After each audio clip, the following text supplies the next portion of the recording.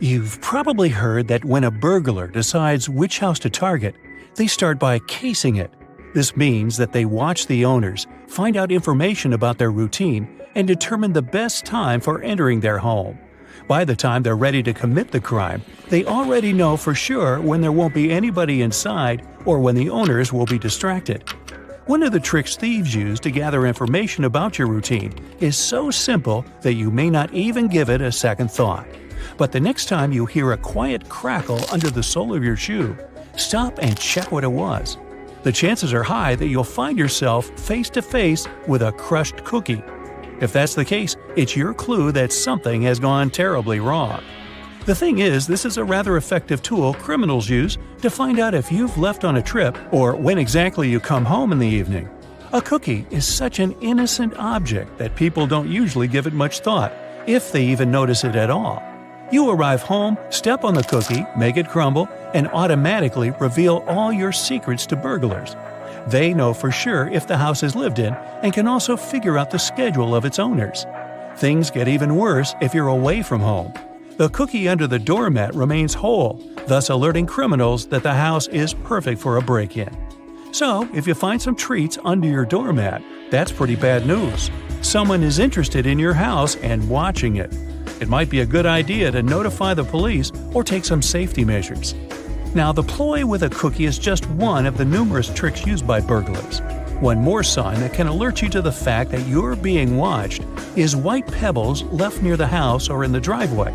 This means that a criminal has already visited your home and marked it as worth entering. Another reason why thieves may have left the pebbles is to indicate that your house stays empty during the day. So, if you're walking along the street and notice a USB flash drive sticking out of a curb or a wall, don't get confused. You have most likely stumbled across a dead drop. Despite its ominous name, this is a global art project that has borrowed some tricks from the world of spies and espionage. Lots of people who know about this project are happy to be able to put on their black coat and dark sunglasses and go to swap confidential information with others. The thing is that many decades ago, spies had their own ways to exchange secret materials. There was a live drop when spies met in person, but this was often extremely dangerous. That's why a dead drop system was invented. In this case, some loose bricks in a wall in an alleyway hid important documents that had to be picked up later. Nowadays, there are more than 1,500 dead drops all over the world, and the accumulated data on these flash drives reaches 10 terabytes. You can come across a dead drop on any continent you visit, except Antarctica, maybe because there are not so many walls there. So, if you find one, what do you do with it? First of all, it's highly inadvisable to connect random USB flash drives to your computer. You never know what viruses are lurking there, looking forward to destroying your hard drive content. And while risk is a part of the game, don't overdo it. If you're 100% sure that you want to play, secure your computer as well as you can, or even better.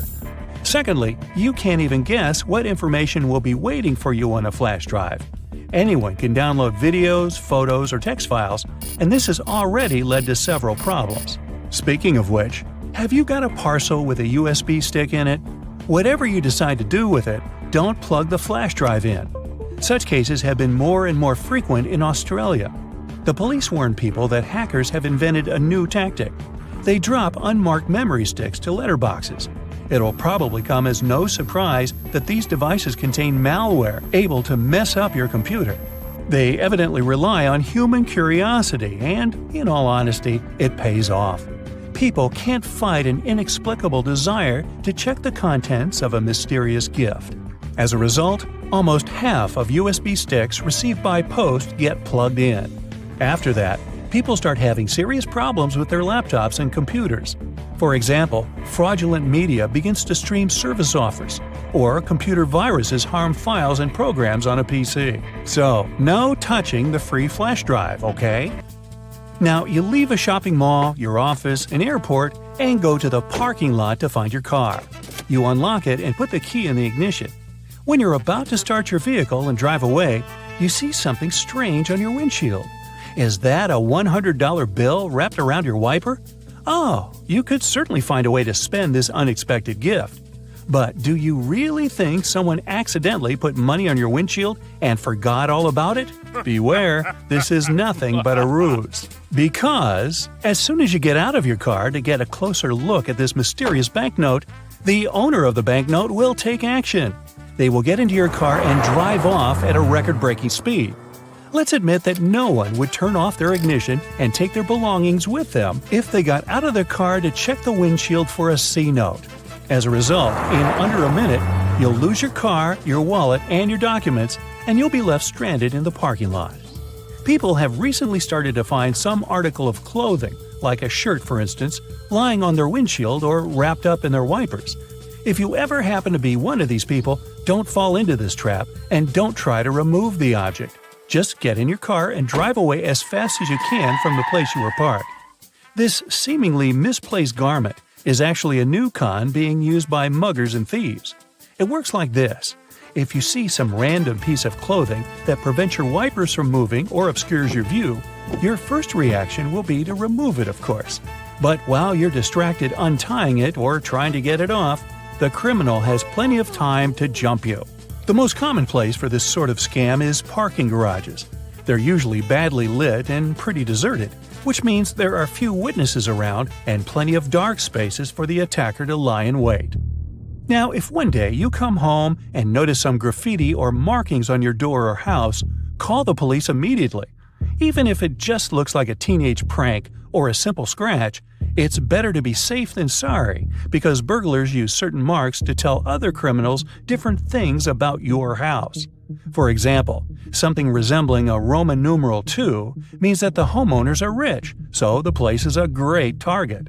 On the other hand, a crossed circle tells other burglars that there's nothing valuable to take from the house. Kinda makes you want to mark your own house like that. Now, a long horizontal rectangle divided into 4 parts means the place has a big aggressive guard dog. A triangle divided into 2 parts by a vertical line tells criminals to hit the place only at night, while a reversed one says that a house or apartment is free after dinner.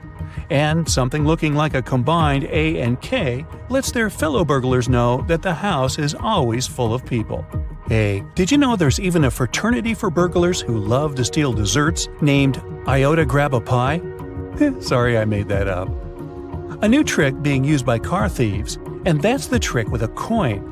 They slip it into the space between the door and the door handle. When a car owner thinks they've locked the door with a remote, the vehicle is, in fact, still open.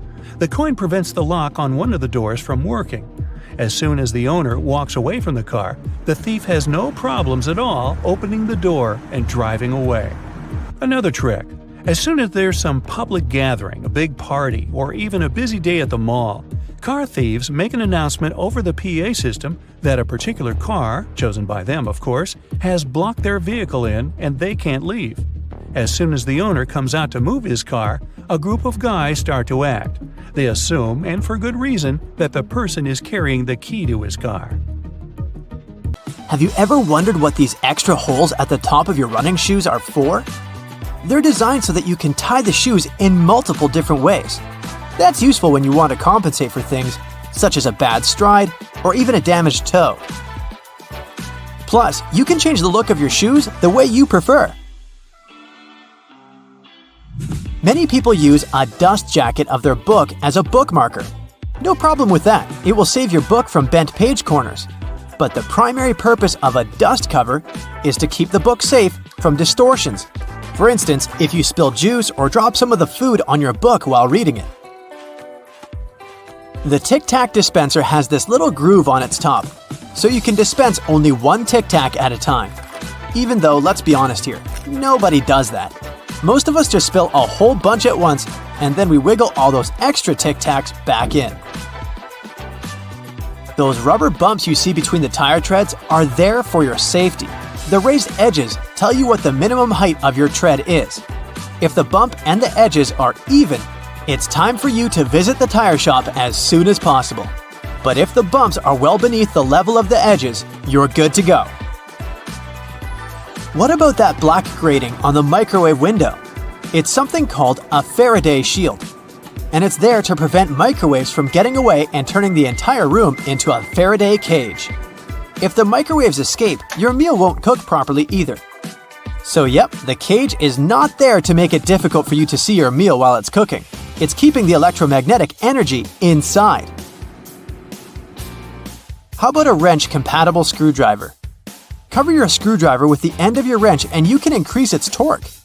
That's why the head of your screwdriver is designed the way it is. When you have odd angles, you can use this strategy. You've probably heard those myths, the blue side of the eraser can erase the pen? False. Its purpose is to erase a pencil, but in case you're writing something on heavier paper. The blue side can remove smudges you see after using the pink eraser too. Have you ever wondered why oranges in supermarkets mostly come in the red mesh bag? It's a trick to make this food look more orange and encourage you to make a purchase. An extra tip, don't throw away the mesh bag. Tie it up so you can have a small pot scrubber to clean your sink, kitchen, appliances, and dishes. You can see golf balls don't have a perfectly round shape. Their surface is covered with many little dimples, something golf balls didn't always have. At one point, experienced golfers started noticing how, through time, older balls with imperfections, such as nicks and bumps, could travel further.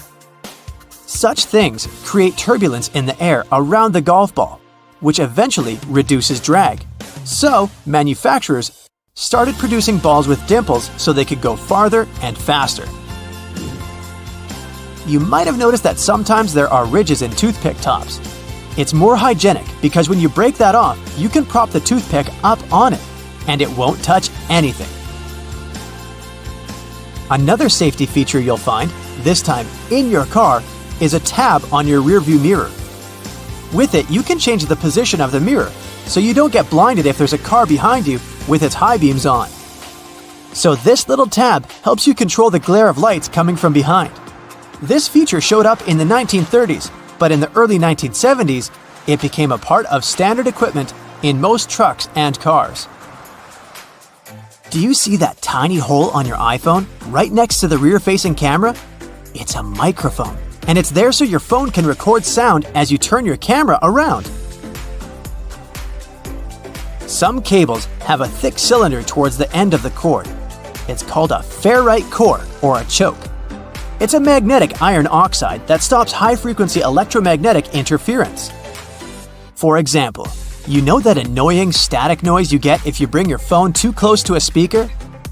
This interrupts your call, which is why cable cords with big cylinders are pretty useful because they prevent these things. Do you know why nearly all luggage bags and backpacks have two zippers? It's way more convenient and easier to open in that way. But not just that. You can also lock these two zippers together to keep the stuff inside your bags safer. You know how toilets at public spots like malls have those big gaps at the bottom? It's primarily for better circulation of air. This type of door also makes it easier to clean the toilet or check if it's occupied if you're standing in line. Other than that, if you get stuck there and the lock gets broken, you still have a way to escape. You can just crawl out. Ever notice those plastic end caps on utility knives? And they also have scales on them, which indicates you may use them multiple times but with sharp edges. You can separate the blades through these plastic end caps.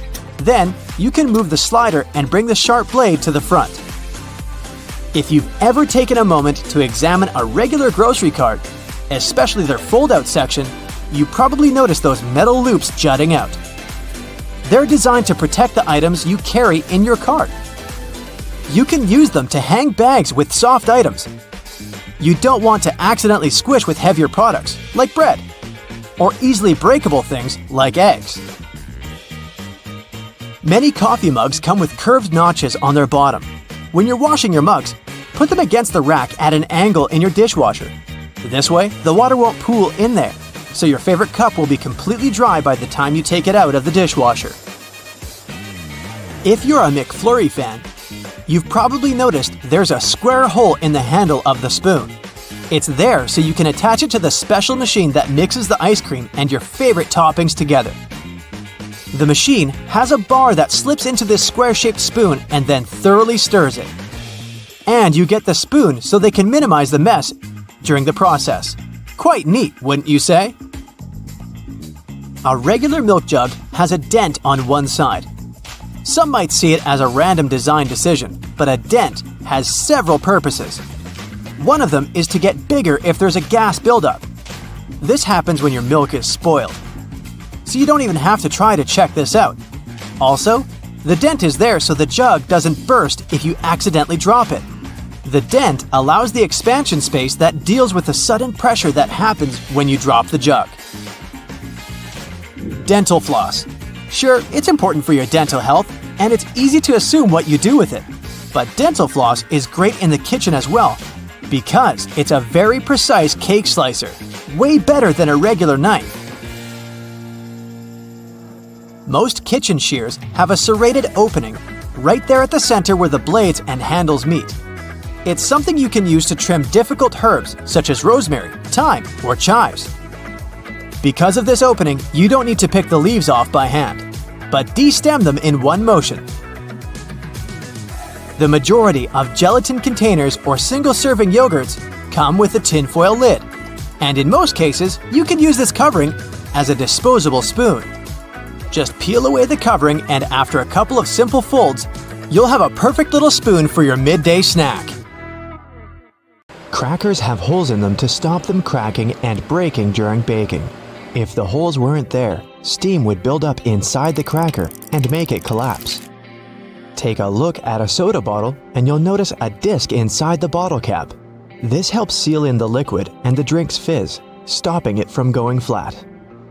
The long neck on your soda bottle is designed like that to encourage you to hold it there. That way, the heat from your hand will only warm that top bit of the bottle instead of heating up your whole drink. It's always hard to see your food in the microwave because of that pesky black grate on the window, but it's there to stop harmful microwaves from escaping.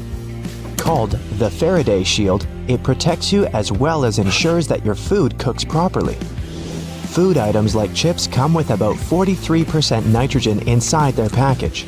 It might seem like they sell you half a bag of air, but it's exactly the opposite. Oxygen, the gas we breathe, would react with the chips inside the bag and make them go rancid quickly. It's called oxidizing for a reason. Nitrogen, on the other hand, is an inert gas that helps keep the foodstuffs fresh and also protects them from breaking during transportation. A bag of chips that has this gas cushion lets you enjoy your crunchies without them turning to potato crumbs. Donuts have holes in them so that the inside and outside cook evenly. Before the holes were added, the inside would often be greasy and doughy while the outside was crisp. Margins on paper aren't for writing in dates and numbering lists. They were originally added to serve a protective function. Back in the day, rats used to be a pesky problem in people's homes, and paper was one of their favorite snacks. Margins were added as a safeguard so that the rats would nibble on blank paper, rather than taking a bite out of your important work. That hole in your hollow lollipop stick isn't to prevent choking should it ever be swallowed. It's actually there to keep the candy in place. Excess candy flows into the hollow tube, and the hole, which when it hardens, keeps the pop in place. If it was a smooth stick, the candy would slide off easily. Vacuums come with so many attachments, but do any of us really know what that one with long bristles is for? It's for dusting and is perfect for cleaning framed art, blinds, and lampshades. What's the difference between a wooden hanger and a plastic one? Aside from helping keep your clothes in shape, cedar wood hangers also repel moths and bugs. Salt isn't just used for cooking. It can get rid of tough smells. Rubbing salt on your fingertips after chopping garlic should remove the smell. It also works on shoes. Toasters have a secret slide in the bottom that can be removed, so you can clean out all those annoying breadcrumbs. If you ever had problems with popping chocolates from the box, look at those little holes around them. They're there to help you. If you push a hole right next to the candy, it'll jump out easily. When you take a sip from a coffee cup with a lid, it decreases air pressure inside the cup, so air tries to get in. The tiny hole on the lid allows air to enter that way, so liquid can smoothly pour out the main hole. More on beverage lids. The small button on them let restaurant workers and customers too understand what's in a cup. Near each button, there's a name. Just look at which one is pushed down. The numbers on the fruit stickers tell you how exactly they were grown. If there are 4 digits and the first is 4 or 3, the fruit has been sprayed with pesticides. If there are 5 digits and the first is 9, the fruit has been grown organically. If there are 5 digits and the first is 8, the fruit has been genetically modified.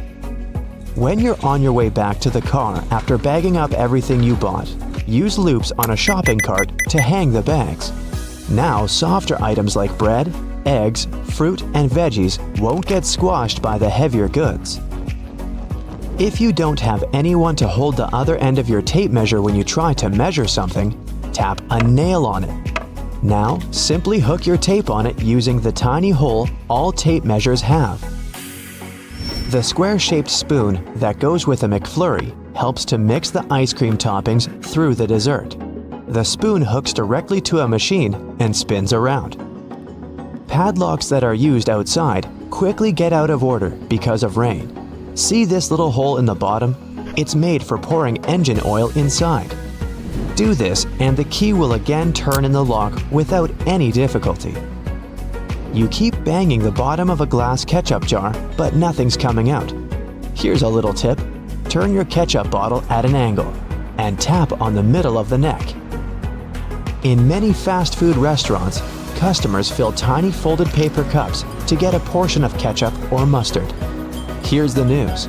The cups are supposed to unfold and turn into small paper platters to hold a great deal more sauce. That little hole on the handle of a pot or a frying pan isn't just for hanging them on the wall. During cooking, put the end of your utensil in the hole, and it'll be propped over the pot to save your kitchen from extra mess. The blue or any other dark color bristles on your toothbrush are meant to remind you when it's time to get a new one. If you see that bristles have become pale, change the toothbrush or its head. An extra hole at the upper part of the sink has multiple hidden functions. First, in case someone forgets to close the tap, the water won't overflow and the bathroom won't get flooded. Second, thanks to that hole, the water drains faster as it gives an escape for the air, helping the water flow down. Most metallic zippers have a hidden lock inside them to save you from awkward situations, such as an undone fly. Don't leave the zipper handle in an upward position. When you pull it downwards, it automatically locks. It's all thanks to those tiny grooves hidden underneath the handle. Spoiled milk emits gases, like most foods when they go off. A classic plastic milk jug has a concave shape on one side, so when the gases expand inside the jug, it expands too, and the concave shape curves out. Also, if you want to save some milk for later and freeze it, the jug will expand when the milk gets solid as well, occupying more space in a jug. Bath foam isn't only for fun or a nice smell. It also helps regulate the temperature. The bubbles keep the water hot, so you can enjoy a bath a bit longer. Anyway, it works for acrylic bathtubs only. Those made of metal lose heat really fast either way. Many cups and mugs have little grooves on the bottom on purpose. They're designed for washing machines. The grooves let the water flow and not spill over your feet when you take the cup out. Also, those grooves let the air flow so the cup doesn't crack even if the tea is scalding. A point on an ointment cap is there for a reason too. Most tubes are usually sealed with foil, and it's better to avoid opening it with fingers unless you're ready to say goodbye to your nails. A point easily opens even the most safely sealed tube. Escalator brushes aren't for keeping your shoes clean and polished. It might be tough to apply wax right on that brush while the escalator's on the move. It's for your safety. Brushes won't let you come close to the edge, so a long coat or bootcut jeans won't end up in between the steps. All Tic Tac containers are designed to dispense one Tic Tac every time you open it. The lid has the same shape as the candy. Turn the container upside down, gently shake it, and slowly open it.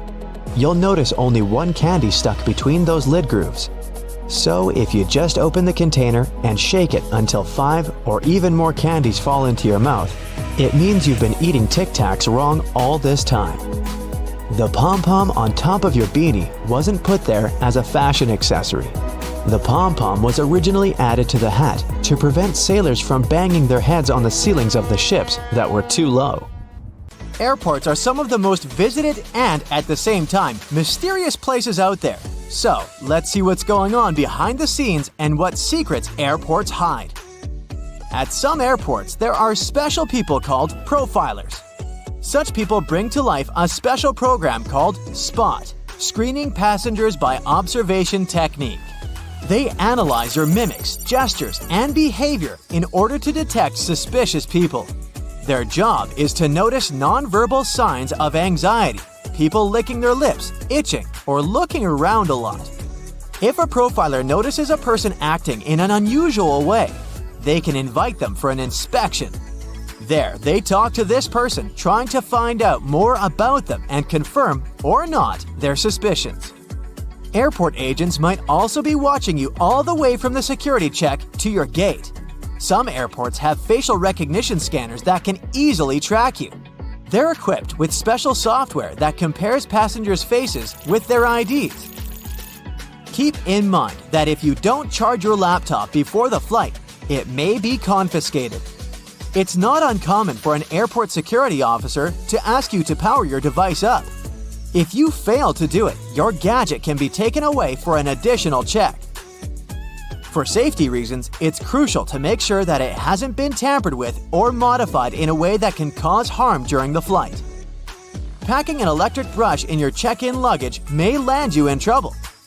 Brushes produced by some brands have lithium batteries inside, and those can potentially lead to serious problems in the air. That's why leaving your electric brush in your checked suitcase isn't an option. But you're allowed to store them in your carry-on bag. At the same time, if your device runs on AA batteries, you can put it wherever you want. Anyone who's ever traveled by plane knows about the no liquids rule, but not everybody knows that this rule also applies to peanut butter, toothpaste, creams, lotions, liquid makeup, lava lamps, snow globes, some kinds of medications, deodorant, and even gel shoe inserts. Now, let's go outside for a while and look at those landing spots. Airports charge airline companies huge fees for landing on their runways on certain days and at particular times. But the most interesting thing is that the landing spots can be bought and sold. For example, in 2016, Oman Air paid Air France around $75 million for one early morning arrival slot at London Heathrow Airport. You must have noticed that airfare has increased over the past decade. That's because of the extremely high prices of landing slots.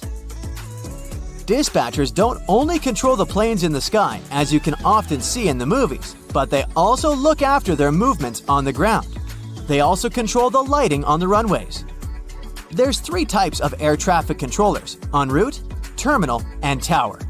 Each of these dispatchers has their own area of responsibility. One dispatcher has about 5 monitors, and the information on them is constantly changing since the monitors show weather conditions and information about other planes. You know how it sometimes goes. You come to a security checkpoint, and all of a sudden, it turns out you have something prohibited in your carry-on. But worry not, you still have a chance to save your favorite penknife. At some airports, there are on-site postal services, and you might have an opportunity to mail your belongings to any address you provide. But the mailing fees are pretty high, plus certain items are prohibited, and the postal service won't deliver them. Airports can be selling your lost luggage right now. Of course, I don't say that there's no chance for you to get back your suitcases that's traveled to a different destination, but just as likely, you might not see it again. In this case, an airport has the right to sell your misplaced belongings at an auction. Most airports have an annual lost luggage sale. After paying an entry fee, you can bid on electronics, clothes, bags, and other stuff. While flying, you might have a celebrity on board, but you won't know it. Large airports have separate check-in and security procedures for celebrities. they often board the plane directly through a hidden door located beside the jet bridge. Some airlines also use cool cars to transfer VIP passengers from the terminal building to the plane. At the same time, most people come to the airport well ahead of time. And the most popular activity while waiting for a flight is wandering through the duty-free zone. And even though people rarely plan to buy anything there, different products end up in their shopping baskets. That's because lots of airports are designed in a special way that makes people feel relaxed and at ease. I'm talking about all those huge windows, a lot of light, massage chairs, and comfortable seating areas. And statistically, calm passengers are 10% more likely to spend money on retail, duty-free, and food. Designers put a lot of thought into airport layouts. It helps to ensure the smooth flow of travelers. And the main point here is easy navigation that can prevent people from getting lost. This is achieved through subtle but very effective design cues. And placing duty-free zones between security checkpoints and boarding gates is one of them. They supposedly help you relax after clearing security and lead you where you need to go. But speaking of food, a celebrity chef restaurant at the airport might not be as good as it would be if you were visiting the real thing. Not chefs themselves, but special restaurant companies are responsible for airport outlets. One of the reasons is the extremely strict security that surrounds airport deliveries, including food.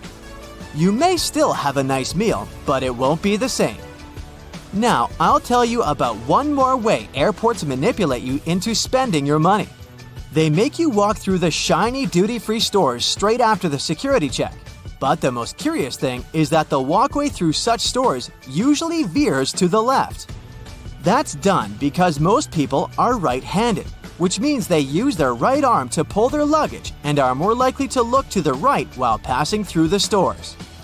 And the duty-free zone veering to the left leaves more space on the right, where passengers are more likely to look. Oh, and have you ever noticed how many mirrors there are at airports? Mirrors are strategically placed there to make airports appear larger and create an illusion of more space. This in turn helps to reduce the feeling of claustrophobia and makes the airport experience more comfortable for travelers. If you have an opportunity, don't exchange cash at the airport. You'll never get a good rate there. Those who didn't buy local currency in advance can instead order it online and collect it at the airport. Some services only need a few hours' notice for such an order, or it might even be better to use an ATM to withdraw some cash at your final destination. Now, have you ever paid attention to airport codes? The most often used are 3-letter codes. Why this number? Back in the 1930s in the USA, pilots used the National Weather Service's 2-letter city codes to refer to airports. But soon, the number of airports in the country outgrew the number of such codes. That's why airlines expanded this system by adding the 3rd letter. It was usually X. That's how LA, Los Angeles, turned into LAX. But even though there shouldn't be 2 airports with the same code, some of these codes sound so similar you could easily mistake one for the other. For example, look at this airport with the code CGP in Bangladesh. And here we have CPG. It's the code of an airport in Argentina. It's dangerously easy to fly to the wrong place, so pay attention. Many airports have carpets at their gate areas. This nicety usually comes with a few other perks: lower ceilings, comfortable seats, and pleasant natural lighting. All this costs more for airports, and carpets are not so easy to clean as hard floors are. But they create a cozy feeling for passengers waiting for their flight, making them more relaxed. Still, it isn't a gesture of goodwill on the part of airports. According to social research, calm passengers are about 7 to 10% more likely to go window shopping and actually buy something in the lounge area or duty-free zone. So, by investing in the passenger's comfort, airports actually increase their own income. If you ever wanted to know what happened to your baggage while you're on board a plane, the short answer is that airport staff don't actually know once it leaves their territory, and they probably really don't care. Sorry. Baggage is sorted automatically, Scanners scan the barcode and sort the baggage according to its destination. The three main tasks of airport baggage handlers are to move your bags from the check-in area to the gate, to move them from one gate to another when you have a connection, and to move your bags from the plane to the baggage claim area. And that's it. So if your luggage doesn't move fast enough, it can be late for your connecting flight, or the exact opposite. Your bag gets to your destination before you do because you're stuck at passport control. Another problem can arise if you forget to tear off any old stickers showing a different destination. In this case, the scanner might send your luggage to the wrong country. Most airports are equipped with giant kitchens where the food for passengers is prepared. These kitchens usually cook food for different airlines at once. And since that oh-so-delightful airplane food must be cooked for about 6 to 10 hours in advance, these kitchens have to work 24/7.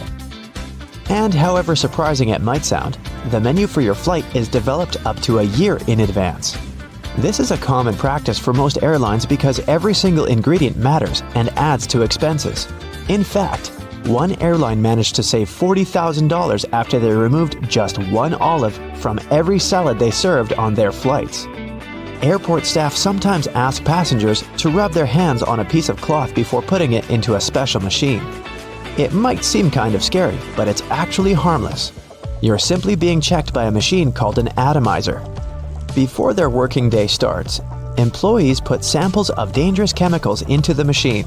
The machine memorizes these smells, and in case a person's hand smells like those chemicals, it alerts airport staff to this danger. You know how it sometimes goes. You come to the security checkpoint, and suddenly, it turns out you have something prohibited to take on board in your carry-on. But don't worry, all the things seized during the pre-flight inspection can be stored at the airport for as long as 3 months. On top of that, you have an opportunity to mail them any address inside the country. Things taken away by security and weren't claimed can also get sold at special auctions and are delivered worldwide. If you have a long layover between flights, going to the nearest hotel to rest might not be the cheapest option. There's a much better trick.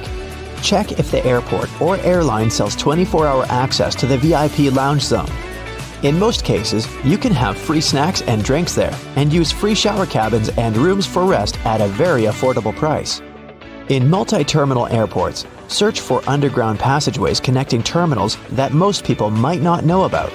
For example, at Frankfurt Airport in Germany, there's a walking tunnel between Terminal 1 and Terminal 2 that's mostly used by employees since passengers are simply unaware of its existence. There's an actual term for the first 60 minutes after you clear check-in. The golden hour. It's the time that passengers statistically spend more money in retail and duty-free areas of the airport. And having the most comfortable seats in those areas right in front of the shops is a clever trick to lure you in for shopping. Let's admit, sitting in front of a comfy chair while looking at a flashy sign or shopping window can be tempting, and that's exactly what the airports want you to feel. If your flight is overbooked and you can't fly at the designated time, don't hurry to accept the first voucher you're offered as an apology. Normally, airlines keep raising the stakes until they have enough volunteers to give up their flight seats. And if they don't, and you've been bumped involuntarily, you can insist on a cash refund instead. Depending on your ticket price and the time of your delay, you might be entitled to as much as $1,300. Most airports have specific experts called profilers. These people practice what's called SPOT, or the Screening Passengers by Observation technique. They carefully analyze facial expressions, gestures, and behavior in order to detect suspicious people. Their job is to notice the nonverbal signs of anxiety, such as people licking their lips, itching, or looking around a lot. If a profiler notices a person acting in a weird or off way, they can invite them for an inspection, where they can talk to a person to find out more about them. Profilers work in both the main halls and in passport control. The typical question they ask is, "What's the purpose of your visit?" Then they check the person's reaction to this inquiry. No matter how reserved a passenger is, if they have something to hide, TSA officers will find out, thanks to the tiniest cues in people's behavior. Before your luggage even gets on the plane, it goes through 5 security levels, and one of them, besides scanning the contents, includes being checked by a special dog that can sniff out dangerous chemicals. It's a well-known fact that a dog's nose is much stronger than that of any human. In fact, dogs distinguish smells from 10,000 to 100,000 times better than people do. No wonder airports take advantage of this super sense for security and regularly use these sniffer dogs to detect suspicious substances. What's really cool is that you can't even distinguish a detection dog from its civilian siblings. Unlike police dogs, the ones working at airports aren't trained to frighten or intimidate people. The most popular sniffer breeds are Golden Retrievers, Labs, and German short-haired pointers. Charging your phone at a specifically designated spot can look convenient, but it's not really safe. If the charging station only allows you to plug in your cord, you might get malware installed on your phone with you none the wiser. The only safe way to charge your phone or tablet is to find an electric socket and use it with your own charger. Same goes for free airport Wi-Fi, apart from the airports requiring you to authenticate yourself more often than not. Someone can easily access your data while you're using an unprotected Wi-Fi hotspot.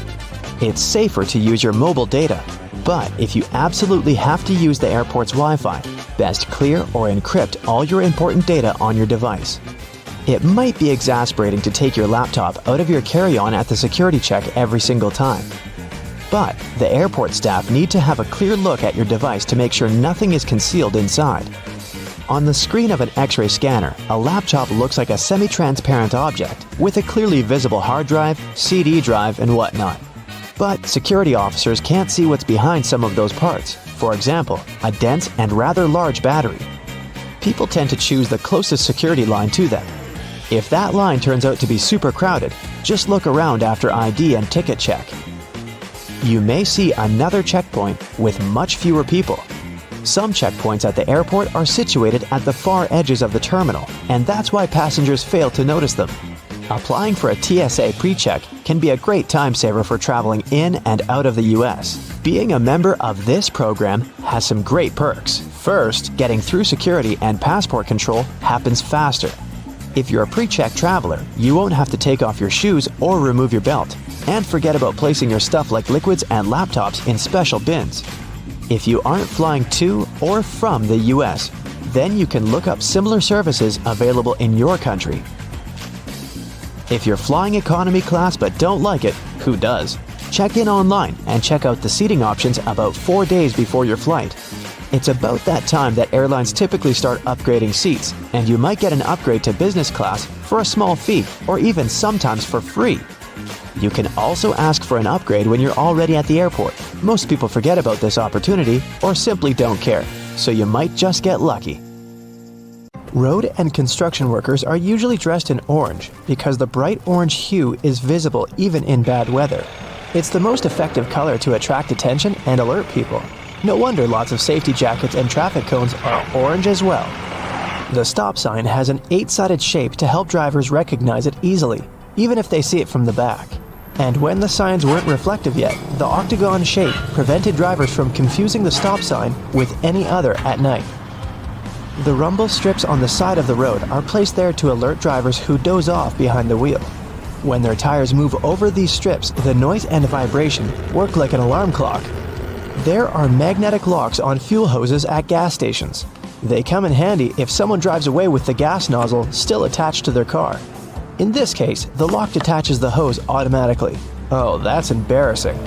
Gasoline looks like a rainbow in a puddle because it can't mix with water. It forms a thin membrane over it. When light reflects from it and the water at the same time, you've got a rainbow. A triple handle on a jerry can is there to make it easier for 2 people to carry it and distribute fuel evenly. Gas cans often have a second hole that actually needs to be uncapped too before you pour the gas. The air passage will prevent it from pouring out, so no more fuel waste. Most gas cans have 2 holes with caps, a bigger and a smaller one. You're supposed to uncap the smaller hole before pouring gas inside the bigger one. It'll prevent the liquid from glugging and spilling all over your clothes and the ground. Another little thingy we often neglect is a point on an ointment cap. Most tubes are usually sealed with a plastic film or foil, and opening it with your fingernails isn't the best idea. A point easily opens even the most safely sealed tube. You can use most screwdrivers together with a wrench to create more torque. Just place the wrench over the handle of the screwdriver. This way, you'll need to apply a lot less force than before. You'll also be able to get to hard-to-reach areas more easily. They install cameras in shops, banks, and hospitals to monitor everything. If something happens, you can call the police or rescuers. The camera really helps to solve a lot of problems. Why are there no cameras on planes? The crew keep order on the plane, but they won't be able to do anything if something serious happens. Besides, there's nowhere to run on the plane. During the flight, the cameras are useless, and after the flight, the words of the passengers work ideally instead of cameras. So, if cameras do no good, then why spend money on them? Water is great at cleaning stuff because it has triangular molecules. They're made of 1 oxygen and 2 hydrogen atoms. H2O? Such molecules have slightly different charges on their opposite sides, pretty much like magnets. That's why water easily sticks to other molecules, including those that make up dirt. Lots of private houses have triangular-shaped roofs because this allows rain, snow, and fallen leaves to slide off the slope. If all this stuff piled up on top of your house, one day your roof would collapse. When a storm is coming, clouds seem to turn dark, but it's just an illusion. Thin clouds on a sunny day let the light through easily. They also scatter all the colors of the light spectrum. This makes us perceive the clouds as white, but the thicker the clouds are and the more water droplets they contain, the less light they let through and the darker they look. A good doorknob is the one made of brass, bronze, or some copper alloys. These metals have an anti-germ effect. Bacteria spread way slower on them. They also get rid of germs pretty fast, within a couple of hours. Nope, it doesn't mean you don't have to wash your hands. Diamonds have such symmetrical shape to show you their brilliance. Initially, the gems aren't so beautiful. They go through several stages of cutting, and then become pieces of elegance. Most of these stones have a round shape with slightly pointed corners. Diamonds shine the brightest in this shape. Why are there 2 holes in the socket? The left hole is neutral, the right hole is not. And the gap underneath is ground. Electricity needs to flow through the chain. The current flows from the hot slot, passes through your phone charger, for example, and then goes through the neutral hole. Ever wondered what that small pocket on your jeans is for? People used to wear watches on chains. That small pocket was meant for it. Now, almost no one wears such a watch, but the pocket remains. You can still keep something small in there, like a ring. In London, there are some poles that look like street lamps, but there are no bulbs. Well, their official name is stink pipes, and they're a thing of the past now, but they used to come in handy back in the 19th century. These hollow poles would vent away the air and explosive gases with bad smells to prevent, shall we say, unwanted consequences. Most kitchen shears have metal plier-like teeth in the middle. Between the handle grips, they can help you crack nuts, crab shells, and other tough products. You can also open jars and bottles or remove herb stems with their help. Leather often looks dull to the eye because it's covered with itsy-bitsy scratches and scrapes. They scatter the light that hits the material. When you coat your shoes in a layer of wax, you fill these tiny crevices. The surface becomes smoother and the rays of light bounce off it more evenly. That's why the leather looks shiny. Highlighters are filled with a special semi-transparent fluorescent ink that can glow in dim light. Yellow and light green hues are the most popular because they don't prevent you from seeing the text after black and white photocopying. Photocopiers perceive yellow and light green marks as very pale and don't print them. They make magnets shaped as a horseshoe because this increases the magnetic force. Colors matter too. The blue part indicates the South Pole, the red part, the North Pole. The 2 poles work simultaneously and increase the attraction force. The dime-sized holes in elevator doors is actually a keyhole. If the doors get stuck, an operator can open them manually thanks to this hole. They'll just insert a special key. The tiny hole in the airplane window is there to balance air pressure. The window has 3 layers. The outer pane is extremely sturdy. It can withstand air pressure differences during takeoff and landing. The inner pane, which is the closest to you, is made of cheaper materials. It prevents potential damage to the window. The hole itself is in the middle pane. It not only balances the pressure, but also prevents the window from fogging.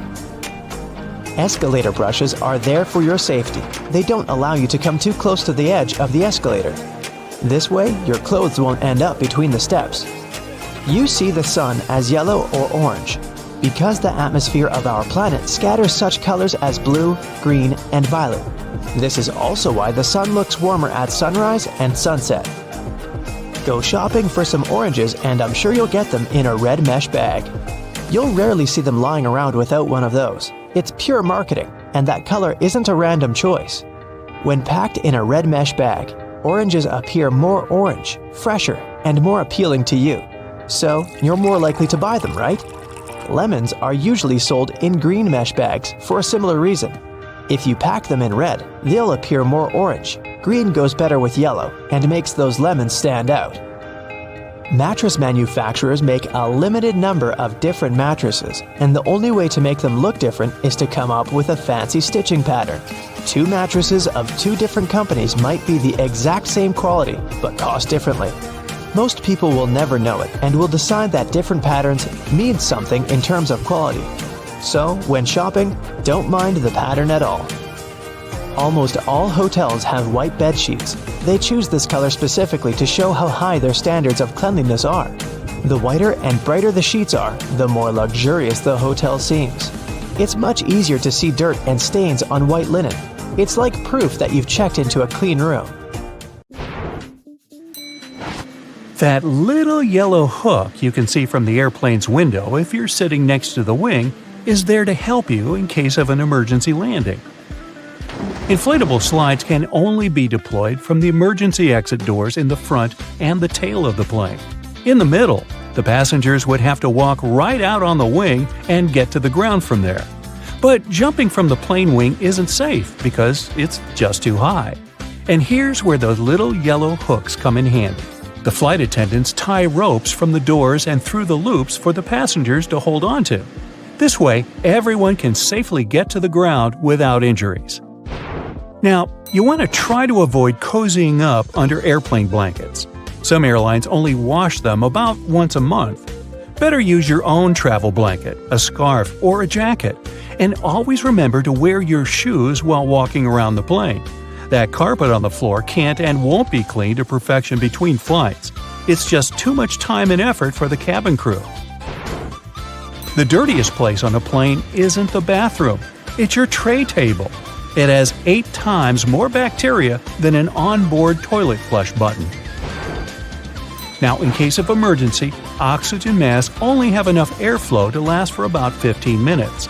Luckily, it's just the amount of time a plane needs to find a suitable landing place or to at least descend to the altitude where people won't need oxygen masks anymore.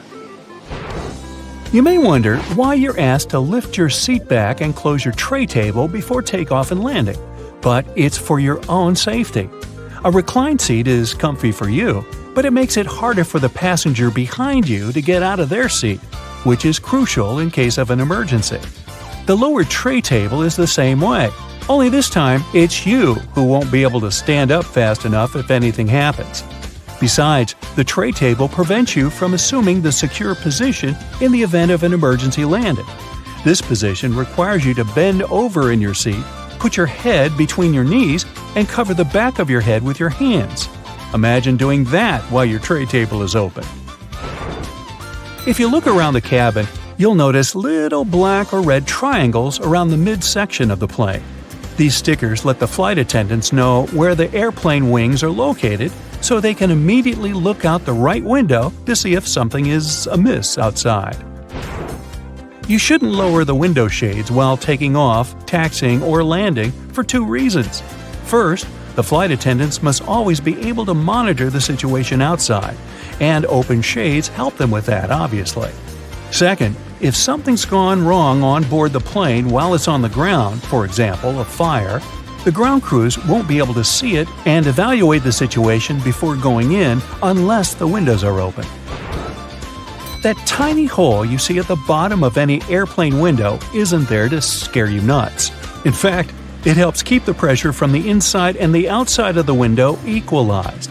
The hole itself is only made in the second layer of glass, and there are 3 of them overall, which also helps with security, by the way. Even if the outer glass breaks, there will still be 2 more to keep you safe. Now, you might see flight attendants touching the overhead compartments while they're walking along the aisle, but that's not exactly what they do. Right beneath the compartments, there's usually a handrail that goes all the way through the cabin, so you can also use this trick to stay firmer on your feet in the aisle. The pilots dim the lights in the cabin during nighttime, not for you to get cozy and sleepy. Our eyes have a hard time adjusting to darkness in the first few minutes of sudden lights out. And in the case of emergency, every second matters. So the lights get dimmed to let you get used to darkness in case something happens and you have to act fast. Pay attention to the aisle floor too. If there's an emergency landing at night, there will be 2 luminescent strips along the aisle showing you the way to the exit. Follow them to get safely out of the plane. Flight attendants also suggest counting the seats between you and the emergency exit once you're seated. This will help you navigate in case there's no other guidance available. If a lightning bolt hits the plane, the passengers won't feel it. The entire aircraft is covered with aluminum coating that conducts electrical current and doesn't let it inside. This protection is tested using a lightning simulator. Airplane windows are round because the air pressure is evenly distributed this way. If the plane's windows were square, strong air currents would accumulate in the corners of the windows, depressurizing the cabin, and that's bad. Don't think you become untouchable if you go to the airplane toilet. The bathroom door can be opened from the outside. There's usually a small latch at the top of the door that allows cabin crew to get you out of there. It's useful for both getting to people doing something suspicious in the bathroom and helping those who don't feel well and, for example, collapsed while in the toilet. Yeah, let's avoid doing that. The plane's wings flash red and green lights at night to show the direction the plane is heading in.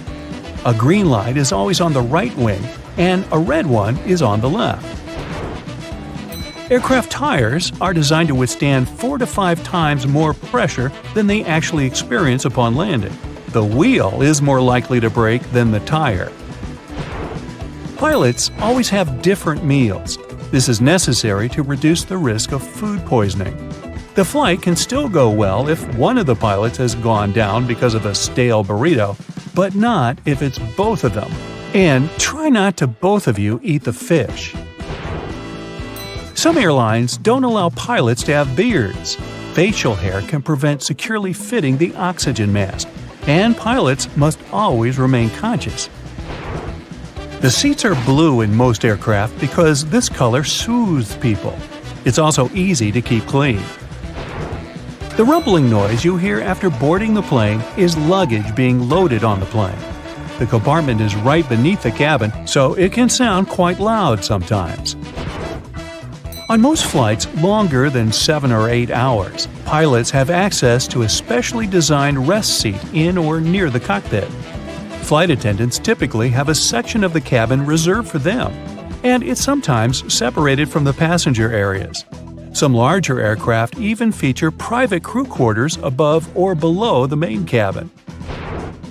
The wings of most passenger aircraft are located at the bottom of the plane.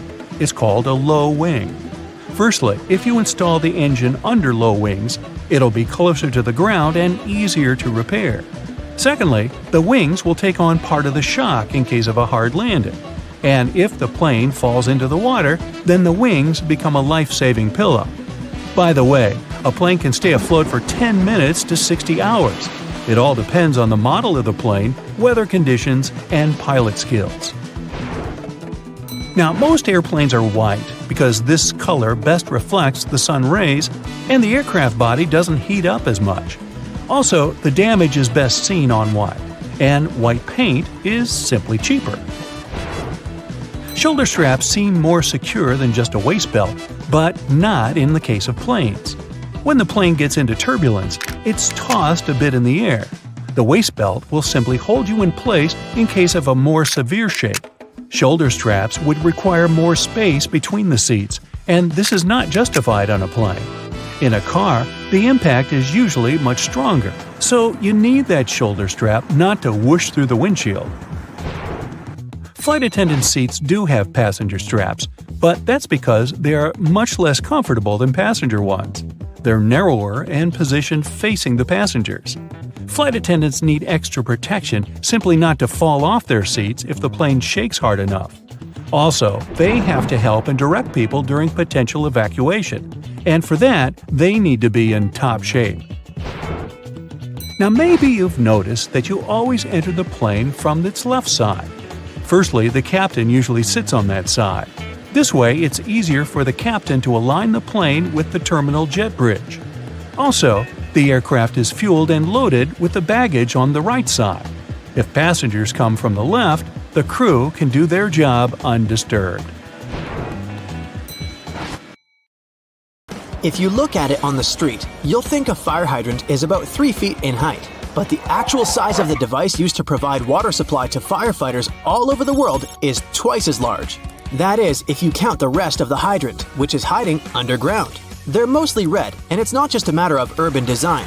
First of all, they need to be of bright, easily noticeable colors so firefighters can spot them fast when they need to. The choice of color depends on how much water the hydrant can hold. It can sometimes vary depending on the location, but here's the breakdown. A red fire hydrant can splash 500 gallons of water per minute, while an orange one at least 1,000 gallons. Green ones mostly process 1,500 gallons of water per minute, and the most plentiful ones colored blue can generally contain over 1,500 gallons. Hey bowling fans, isn't it super annoying when your bowling ball gets cracked? Turns out that most of them get damaged because of incorrect storage or spikes in temperature. Now come on and face it, since it's already cracked a bit, aren't you curious what's actually inside the bowling ball? 'Cause I sure am. Let's have a look. They mostly make the inner core of the ball of powdered metal oxides, like calcium or iron oxide. They mix them with some resin and catalyst to harden the whole mixture. So that light bulb shape you now see inside of the ball is actually its heaviest part. It also influences how your bowling ball rotates when going down the lane. The same goes with spray paint cans. When you shake it, it makes a weird noise. But what is that thing in there? It's called a pea, and it's meant to hold the paint mixture in place and maintain its shape. They generally make it out of plastic, metal, or ceramic. It basically acts as a whisk to make sure your paint is well mixed together before you apply it to your surface of choice. Ever wondered how soda bottles keep that refreshing fizz for that long? Well, they have a little plastic ring fastened to the lid. They place it there to keep the gas from escaping and making the soda go flat, even if you shake it around in your bag the whole day. Speaking of things we use on a hot summer's day, wait, don't put your baseball cap on just yet. Take a look at it for a minute, and you'll notice there's a small button on the very top. Is it functional, or is it just there for the sake of design? Way back when people started using fabrics to cover their heads, some say the button was actually functional. Since it's on top of the cap where the fabric panels come together, the top button helps keep the cap crown in one single piece. Now, with recent advances in fabric and pattern design, the button is more of an aesthetic feature. It's used to cover up the joint point of the fabric panels. Your cap might not have a button at all, but don't you think a cap actually looks better with one? Cotton pads have two sides, and if you take the time to look at them carefully, they're actually different in texture. Just in case you've ever wondered why, the textured side is for applying makeup, and the even side is for removing it. Bookworms, this one is for you. Dust jackets that come with a lot of hardcover books are not just meant to make your book look pretty, they also double as a bookmark. Just fold the pages you've already read underneath the inside of the jacket, and voila! Next time you reach out for your favorite shirt, take a look at the top buttonhole. It should be stitched horizontally, and all the other ones are vertical. Turns out that the dress shirt was designed this way since the first and the last buttons were the first ones to unbutton throughout the day. They then changed the direction of the buttonhole to ensure the shirt would stay nice and fitted before you're ready to take it off. These days we have so many variations of this awesome dessert that it's hard to imagine we've ever lived without it. You can find different types of cookie dough ice cream or even chocolate chip cookie cake basically everywhere, but the famous cookie wasn't actually invented until 1930. The story goes that a woman named Ruth Graves Wakefield was preparing some chocolate cookies as she was waiting for some guests to arrive. She soon figured out she was out of baker's chocolate, a crucial ingredient for the classic cookies. To fix things up, she chopped up a block of semi-sweet chocolate, thinking it would eventually spread out evenly throughout the batter, given the heat of the oven. Things didn't necessarily go as planned. But hey, it's great they didn't, because this is how she invented this modern dessert we now can't get enough of. And speaking of popular snacks, the potato chip is even younger than the chocolate chip cookie. Well, at least historically. There are many stories trying to explain how it was invented. One of them goes like this. A chef named George Crumb, based in New York, put the chips together in 1953. He decided to try a different cooking solution when one of his customers didn't have nice things to say about his French fries. He said they were too thick and kind of mushy. Then, Crumb came up with potatoes that were thinly sliced and fried until brown. People absolutely loved the dish, and they welcomed the first ever batch of chips with open arms. Ice cream, anyone?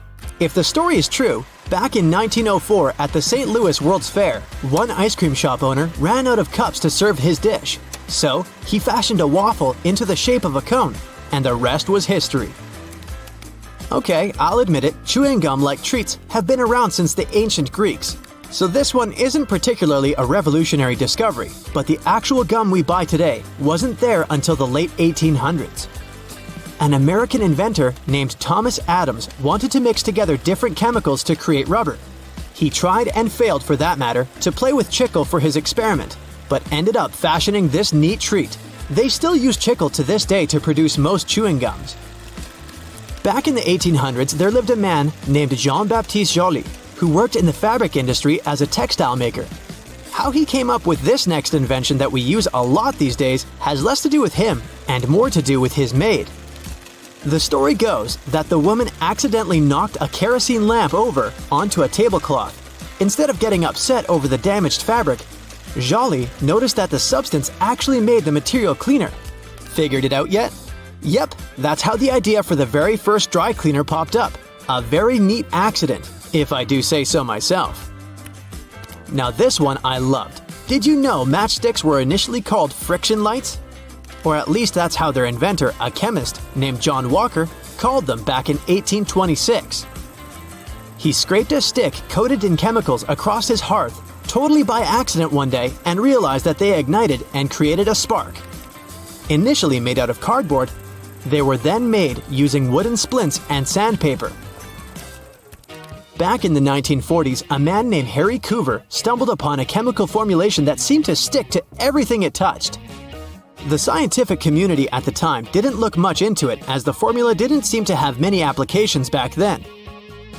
It wasn't until 1951 that he looked a bit more into the formula and decided to repurpose it, along with a fellow Eastman Kodak researcher named Fred Joyner.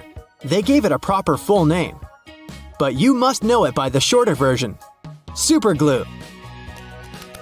It also has many uses in security these days that it's hard to believe that we didn't come up with this one on purpose.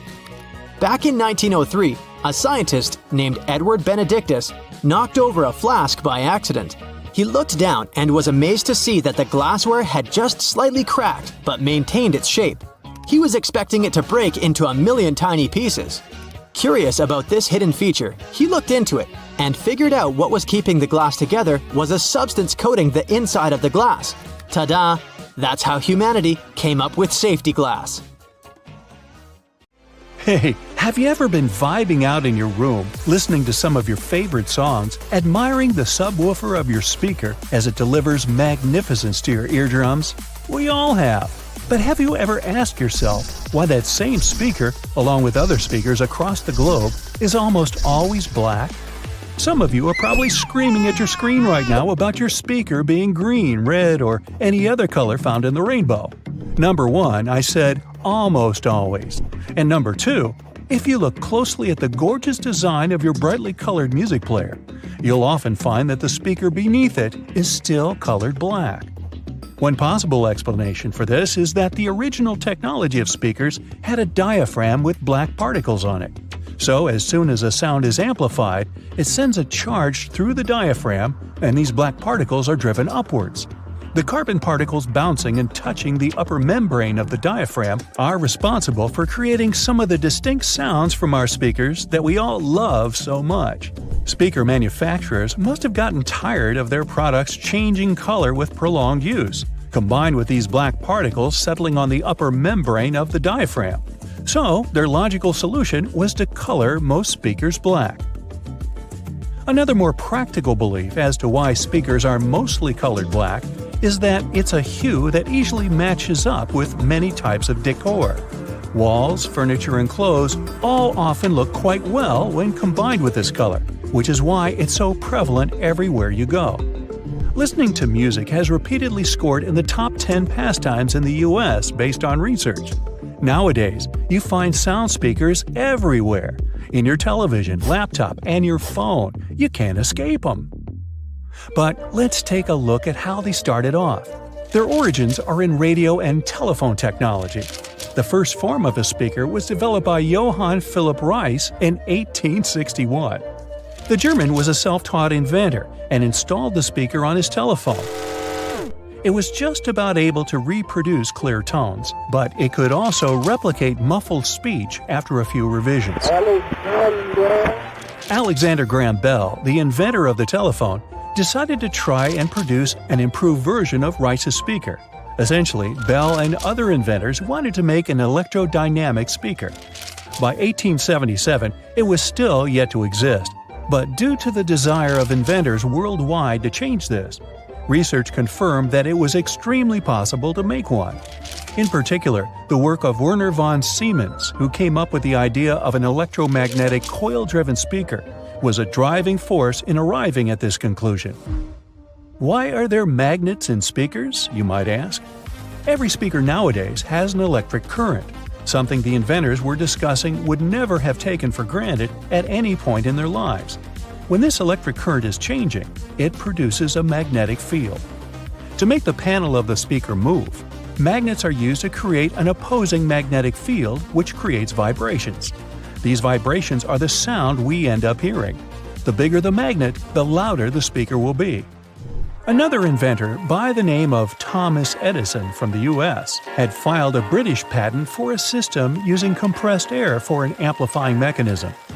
The first commercial electric loudspeaker saw the light of day only in 1924. The sound quality produced by this speaker was good enough for motion pictures. It took nearly 20 years for the next groundbreaking development in the world of loudspeakers. This came with the arrival of the duplex driver in 1943. It offered better clarity and coherence at high volumes, which was important in movie theaters. Fittingly, it was nicknamed the voice of the theater. The duplex driver was immediately tested by the Academy of Motion Picture Arts and Sciences and instantly made its film house industry standard in 1955. Until now, this loudspeaker design is still used. Indeed, the film industry does seem to put a lot of effort into its sound, and so do the theaters we watch them in. You may have noticed that these buildings often have thick curtains on the walls. These are soundproof or acoustic curtains, and both are much thicker than regular curtains. They will either consist of heavier fabrics that are tightly woven or have better quality linings.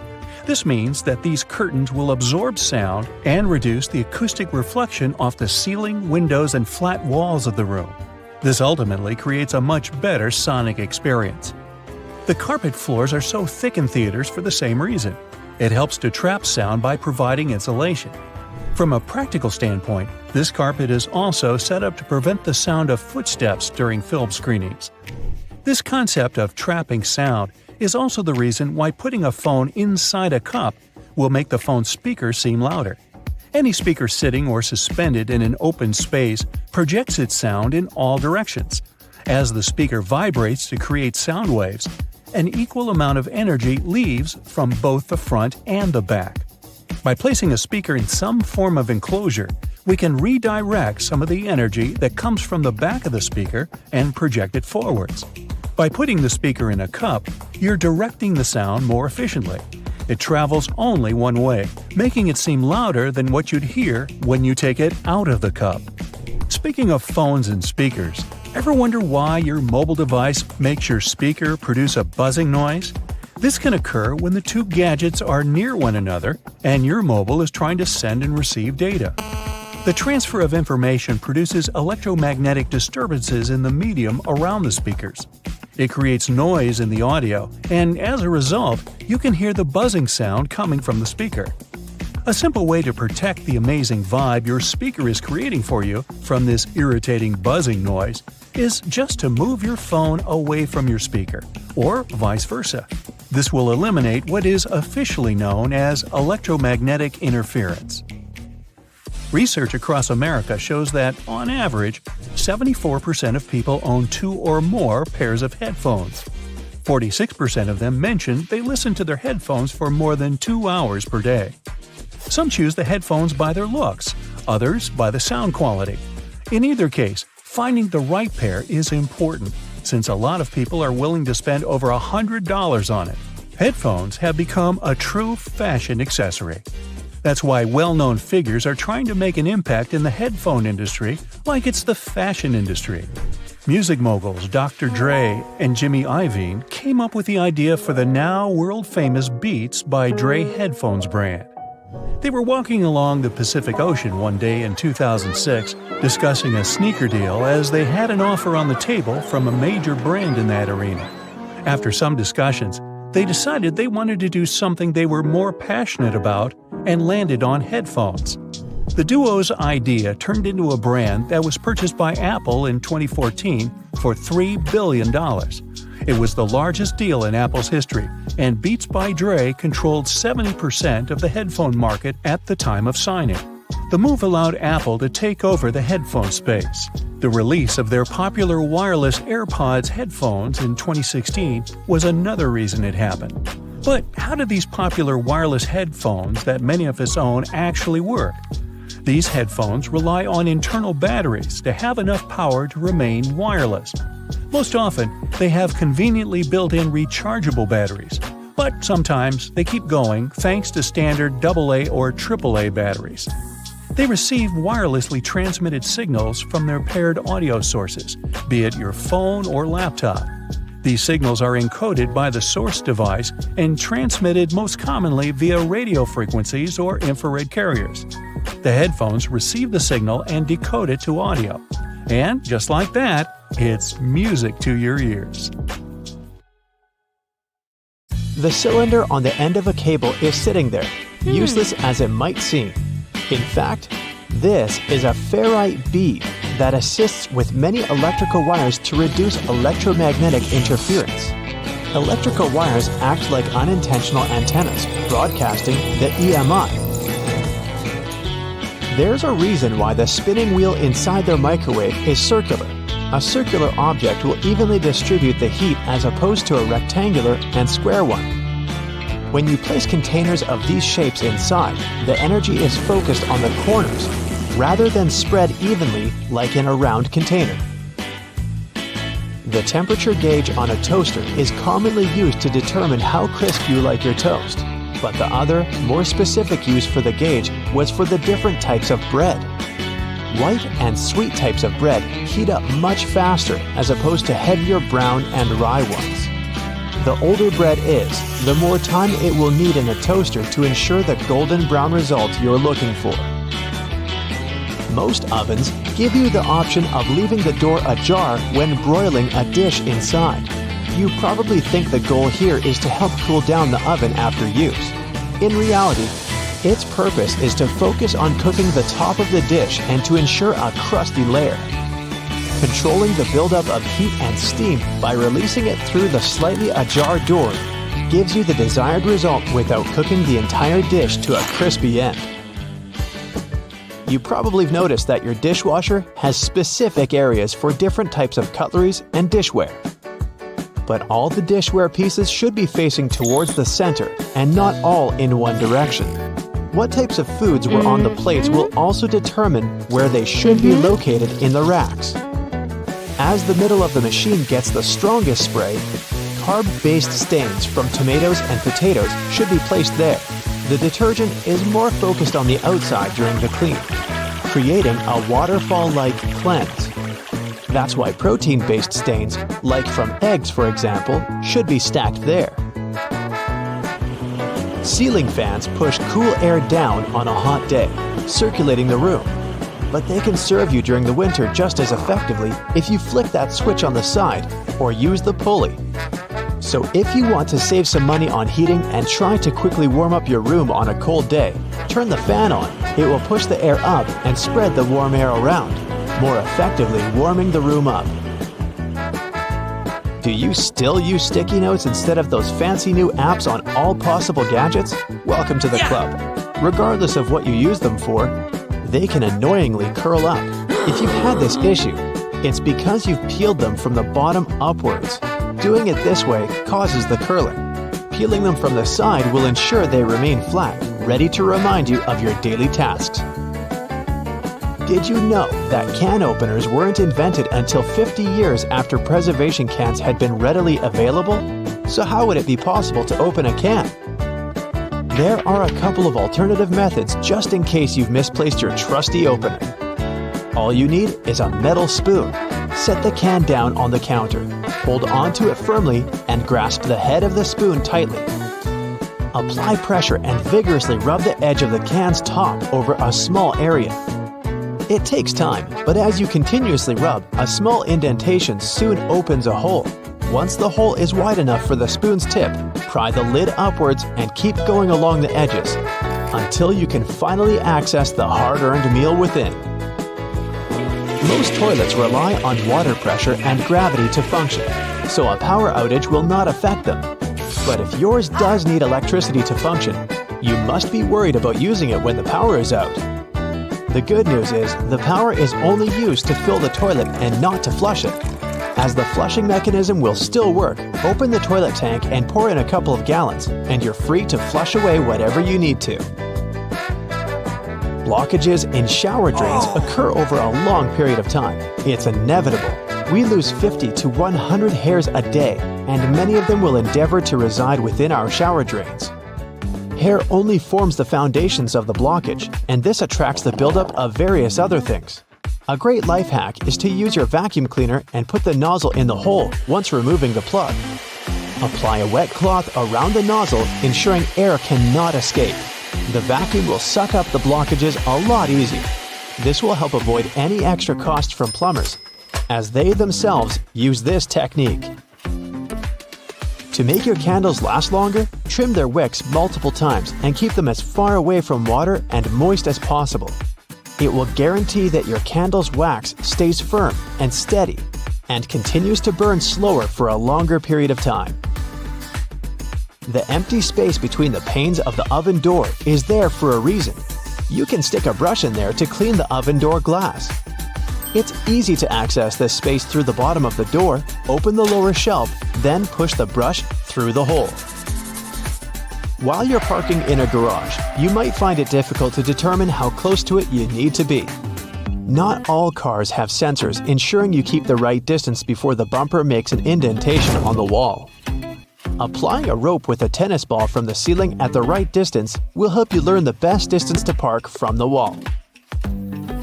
We've all been told to loosen a lock with WD-40 or lubricant.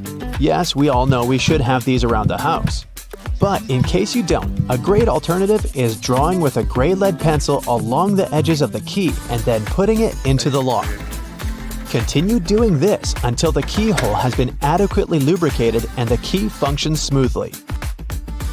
Pliers are prone to damage when you use them to adjust faucets and shower heads and are also difficult to grip. Take a couple of pieces from the end of an old garden hose and attach them to the jaws of the pliers. You'll find a huge improvement with grip and will avoid wear and tear. You can find a good use for discarded rubber for different things around the house. When fed up with tightening or loosening with a screwdriver, try using a simple rubber band. Place part of it into the screw grip and the screwdriver will have far greater traction. Moving cement blocks isn't safe for your lower back. Even with a wheelbarrow, it can be a risky process to place the cement onto the ground without causing damage. 3 simple cylinder pipes can make a world of difference, regardless of the size of the block. Try lifting the edge onto the first pipe with a pry bar, then pushing and maneuvering as you gradually direct the 3 pipes towards the desired location. Just make sure you're not doing this on a slope. That first strike on a nail can be a great success or will result in a throbbing thumb. A bobby pin is perfectly shaped to hold a nail in place, allowing for your hand to be clear out of harm's way and for you to strike the nail without fear. Use a crayon instead of a pen or pencil while working with a wet saw to ensure the markings are not removed. They will also be easier to see under the murky water. Checking the drains on the roof and determining when they need to be cleaned can take a lot of time. Using duct tape, attach a mirror on the end of a long broom and review whether the drains need to be cleaned. To further assist with your balance as you check on the gutters, attach a pair of old trainers to the end of the ladder. The spread of the shoe and its grip will ensure a further level of safety. Liquid caulk normally comes in huge tubes, so you can never use it all at once. The hardened tips of liquid caulk create blockages. Grab a used cork and drill through it to make a perfect lid, concealing the liquid caulk. Now it's ready to be used again with no blockages. You're trying on a pair of jeans, a dress, or a jacket, and are about to dig your hand into the pocket when you realize there's no depth to it. The pocket is simply not there. But why would anyone create pockets you can't put anything in? And now would be a good time to pick your iPhone up from off the floor. Well, the reason for fake pockets is simple. If a clothing item has a specific cut or shape, pockets may spoil it. They can alter the item's shape, either in the warehouse or already on the retail rack. The solution? Getting rid of pockets in key areas. Plus, fake pockets are obviously cheaper, and they don't get stretched out. Interestingly, this practice goes back to the 17th century. That's when pockets were actually removable. They resembled small bags, and women, for example, could move them from one outfit to another. Unfortunately, it was also very convenient for pickpockets. They could grab such a pocket and run off with it. Then, clothes became more streamlined, and slim pockets started to be sewn right into them instead of attachable bags. This was believed to make the shape of a person's silhouette more alluring. But soon, slimmer skirts came into fashion and pockets went out of it, and people started using handbags instead. These days, most pockets are real, but some of them are still fake. So, how can we make sure that we don't actually turn a fake pocket into a hole thinking it's a real one? Well, first of all, take a look at the stitching along the edge of the pocket, where it's supposed to open up. If you see a single loose thread, just snip a piece of it and start pulling gently. If the pocket is real, the thread will easily come out. But if you feel that the stitching won't budge, most likely you have a faux pocket on your hands. If this is the case, just leave it be. Now let's move on to some other everyday objects that may be hiding some secrets. For example, those lines on some kinds of chips. For one thing, they help with the distribution of spices and seasonings. In other words, all those substances that make your chips taste like cheese are mostly stored inside the lines. Plus, the lines make chips crunchier. Highlighters are filled with a special semi-transparent fluorescent ink that can glow in dim light. Yellow and light green hues are the most popular because they don't prevent you from seeing the text after black and white photocopying. Photocopiers perceive yellow and light green marks as almost non-existent and don't print them. Now, back in the day, the first jeans had one problem. Workers and miners, who were the original jeans wearers, put too much pressure on the poor piece of clothing. As a result, the seams couldn't withstand the stress and tore. So, tiny metal studs were invented to prevent this from happening. Most metallic zippers have a hidden lock inside them. That's why you shouldn't leave the zipper handle in an upward position. When you pull it downwards, it automatically locks. It's all thanks to several tiny grooves hidden underneath the handle. Now, about those horizontal lines on plastic bottles. They help hold bottles up. Some bottles are produced from soft plastic. Without the lines, they wouldn't keep their shape. Instead, they would twist easily or even break. Bath foam isn't only for fun or a nice smell. It helps regulate the temperature too. The bubbles keep the water hot, and you can enjoy your bath a bit longer, with or without your rubber ducky. Ever notice that layer of clear liquid in gel pens? It's called the ink follower or stopper fluid. The gel in such pens contains pigment particles dissolved in a polymer solution. The gel should be thick enough to keep the pigment particles suspended, but also thin enough to flow first onto the ball and then the paper. The main task of the stopper fluid is to be a barrier to prevent the gel from evaporating or leaking out. Without this transparent fluid, your gel pen wouldn't function. The fluid always stays in one position and doesn't get dissolved with the gel. Neither does it move backward or flow out of the pen. The holes in the bottoms of your earphones allow air to circulate up and through the speakers. It allows to increase low frequencies, making the bass sound deeper. The quality of the sound also becomes much better. Some plastic milk containers have dents on their sides. Try as they might, they just cannot park without some damage. Nah, I made that up. These dents serve several purposes. For one thing, when milk spoils, this process usually causes swelling and high-pressure buildup inside the container. Oh boy, that's when the dent comes in handy. It pops out and doesn't let the jug blow up. Plus, if you ever decide to freeze the milk, it will expand like any other liquid. And then again, the indentation will pop out and prevent the container from breaking inside your freezer. That's a good thing. Airplane windows have rounded edges, and that's a crucial safety measure. It prevents aircraft accidents. Weak spots are usually situated in the corners. If airplane windows were square or rectangular, each of them would have 4 potential weak spots. Under pressure, they would collapse. If you look closely at a tram's overhead lines, you'll see that its contact wires zigzag back and forth instead of going in a straight line. The thing is that all trams have pantographs attached to their roofs. The upper part of the pantograph is gradually worn down by the overhead wire and eventually needs to be replaced. To wear it down evenly, the wire is not installed strictly along the tram's path, but in zigzag patterns. As the tram moves, the pantograph slides along the wire and it wears down evenly. You might have wondered why some gas cans have 2 holes with caps, one bigger and one smaller. Before, I thought that the little hole was used when you poured something into a smaller container. But I was wrong. A very infrequent occasion. In reality, you're supposed to uncap it before you pour the gas inside the bigger hole to prevent it from glugging and spilling on your clothes and on the ground. Most of the buttonholes on a shirt are vertical, but the top and sometimes bottom ones are horizontal. The reason is simple: these 2 buttons slip out more often than others. Luckily, producers have found the solution that can prevent these buttons from slipping out: horizontal buttonholes. What engineering! Buttons tend to slip out less from such buttonholes. Stick sachets of sugar or salt are easier to open than many people think. There's no need to tear off one of the ends. The right way is actually to tear them down the middle. Some boots have loops sticking out on the back. Their main purpose is to help you pull your shoes on easier. Just tug on the loop while you're pushing your heel into the boot.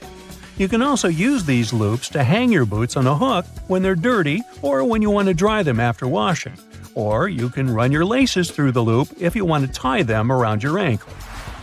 When you're on board the plane, you might spot a little triangle over your seat. Such triangles show the flight crew the best spots to check the plane's flaps through the window, just in case they're flapping. If your shoes are really slippery, just take a bit of sandpaper and rub it on the soles for better traction. They'll become more grippy and you'll be able to wear them out in the rain. Now, if they get too wet, they might turn gripey, but that's only if you have talking shoes. If you drill several holes at the bottom of your garbage can, putting in and taking out trash bags will become much easier. You won't have any problems with suction. You can usually find some silica gel in bags, shoes, and many other things you buy. This shell absorbs excess moisture. Don't throw it away. Each time your shoes get wet, put a few packets of silica gel inside. The thermos wasn't actually invented to keep your coffee warm. It was made by a Scottish scientist who just wanted a safe place to put his chemicals at a stable temperature. So he took 2 bottles, put the smaller one inside the bigger one, and vacuumed out the air between them. Well, anyway, thanks for the hot coffee. There's nothing better than a nice piece of buttered toast for breakfast, if we're not counting hot fudge sundaes. But if you find it harder to spread out cold butter over your toast, here's an idea. Use a cheese grater. Figure out the amount you need and grate the product. The process will also soften the butter, making it easier to spread, and you won't have to melt a too large amount of it in the process. But still, that hot fudge. Dried pasta comes in all sorts of different shapes and sizes for a reason. That's because each type of pasta goes best with a particular sauce. Pasta shells, for example, are perfect with denser and chunkier sauces. Why? Because the sauce gets inside the shells, making it easier to serve and eat the dish. The ribbed outer surface also helps with covering the shells in the sauce. If you ever end up burning your cookies, you can save them with your trusty grater too. Just grate off the blackened parts after carefully taking the cookies from the baking tray. But be careful and wait until the cookies have cooled down. Also, if you ruin their shape a bit, you can always dip them in some melted chocolate. After the chocolate cools down, you'll have perfectly shaped cookies. Although, after it gets past your lips and beyond, does the shape of the cookie actually matter? Just saying. If you like adding a lot of ingredients to your sandwiches, but don't really appreciate it when the bread gets soggy, there is a way to reduce the amount of moisture. Pick your sliced tomatoes or cucumbers and place them between 2 paper towels for up to 5 minutes. After that, you can use them. Also, make sure to spread butter, cheese, or sauces like mayo or ketchup onto the bread first. This will help you seal the bread and keep moisture at bay. Some people think that the little white string that you find near an egg yolk needs to be removed before you cook the egg. Well, I'm here to tell you that these strands are called chalaza, and you don't actually need to get rid of them. They help keep the yolk in place at the egg's center. A chalaza is not going to mess up the consistency or the taste of your food, so removing it is completely up to you. Ever notice that most juice boxes come with 2 flaps, one on each side? Those are actually handles. Manufacturers design the boxes this way to make it easier for us to hold them. This way, we don't end up squeezing the box, making the juice spill out. Now, you don't need to be a baking pro to know that you can use both white and brown sugar in your recipes. But have you ever wondered what the difference between these two is? It turns out that the only thing that sets them apart is that, during production, a small amount of molasses is added to the brown sugar. Molasses is basically a sort of syrup you get when processing sugarcane. It's usually removed during the refining process. That's how white sugar is produced. But if some amount of molasses remains in the final product, we end up with brown sugar, with its specific taste and darker hue. It's a good thing. There are a lot of things you can put in your dishwasher apart from your dishes. For example, you can clean such things as your silicone oven mitts or the knobs of some kitchen appliances, like your oven or stove. Some kitchen sponges and reusable towels may be safe to clean in the dishwasher as well. Speaking of kitchen cleaning products, there are a lot of things you can do with dish soap, like degriming your patio furniture. Just add a bit of dish detergent to some warm water and use the solution to wipe down your outdoor furniture with a piece of cloth. Finally, rinse it clean using your garden hose. You can also use dish soap to get rid of greasy stains on your clothes. Be it pasta sauce or salad dressings, sometimes we miss our mouths. So, just apply a little dish detergent to the stain and then rinse with water. Use non-colored soap for lighter clothes. For more difficult stains, let the dish soap sink in for a bit, then throw the piece of clothing in the washer as usual. And think about maybe getting a bib. If none of the methods have helped you organize your closet, and you're still overwhelmed with large piles of clothes, there's a simple way that might be effective. It's called the one-in, one-out rule. That means for every new piece of clothing you buy, you need to get rid of one you already have. That means you'll always be decluttering your space. To make it easier to find something in your closet, good luck. Keep your most used items at eye level. This way they'll be easier to find and pull out when you're in a hurry. Those items that you tend to use less often, like your evening clothes for example, can stay on the shelves above or below your eye level. You can make good use of old spice tins. If you glue some powerful magnets to the inside of the tins, they can double as magnetic shelves. You can use them for all sorts of everyday items, like kitchen pliers, ice cream scoops, or even cutlery. You can also place them on any metallic surface, like your refrigerator door. They'll blend in nicely with your kitchen magnets. Hidden in your laundry room, there's a great tool for picking up pet hair. It sometimes works better than lint rollers. Take a dryer sheet and, using some elbow grease, you'll get rid of that dog or cat hair in no time. It works on all sorts of surfaces, but it's especially effective for upholstered furniture. Now, if you don't like it when a door starts squeaking whenever you enter a room, get a bar of soap and rub it straight on the hinges. This will only help for a while though, but it'll do the trick until you manage to get to a hardware store and, buy some oil. Have you ever noticed that in some elevators there's a star next to the number of a specific floor? No, it's not to indicate where my office is. It's there to point out where the nearest exit is. And it's not always on the first floor. It's most likely located on the floor closest to the street. Have you ever wondered why stop signs are red? Well, back in the day, they didn't actually have any particular color at all.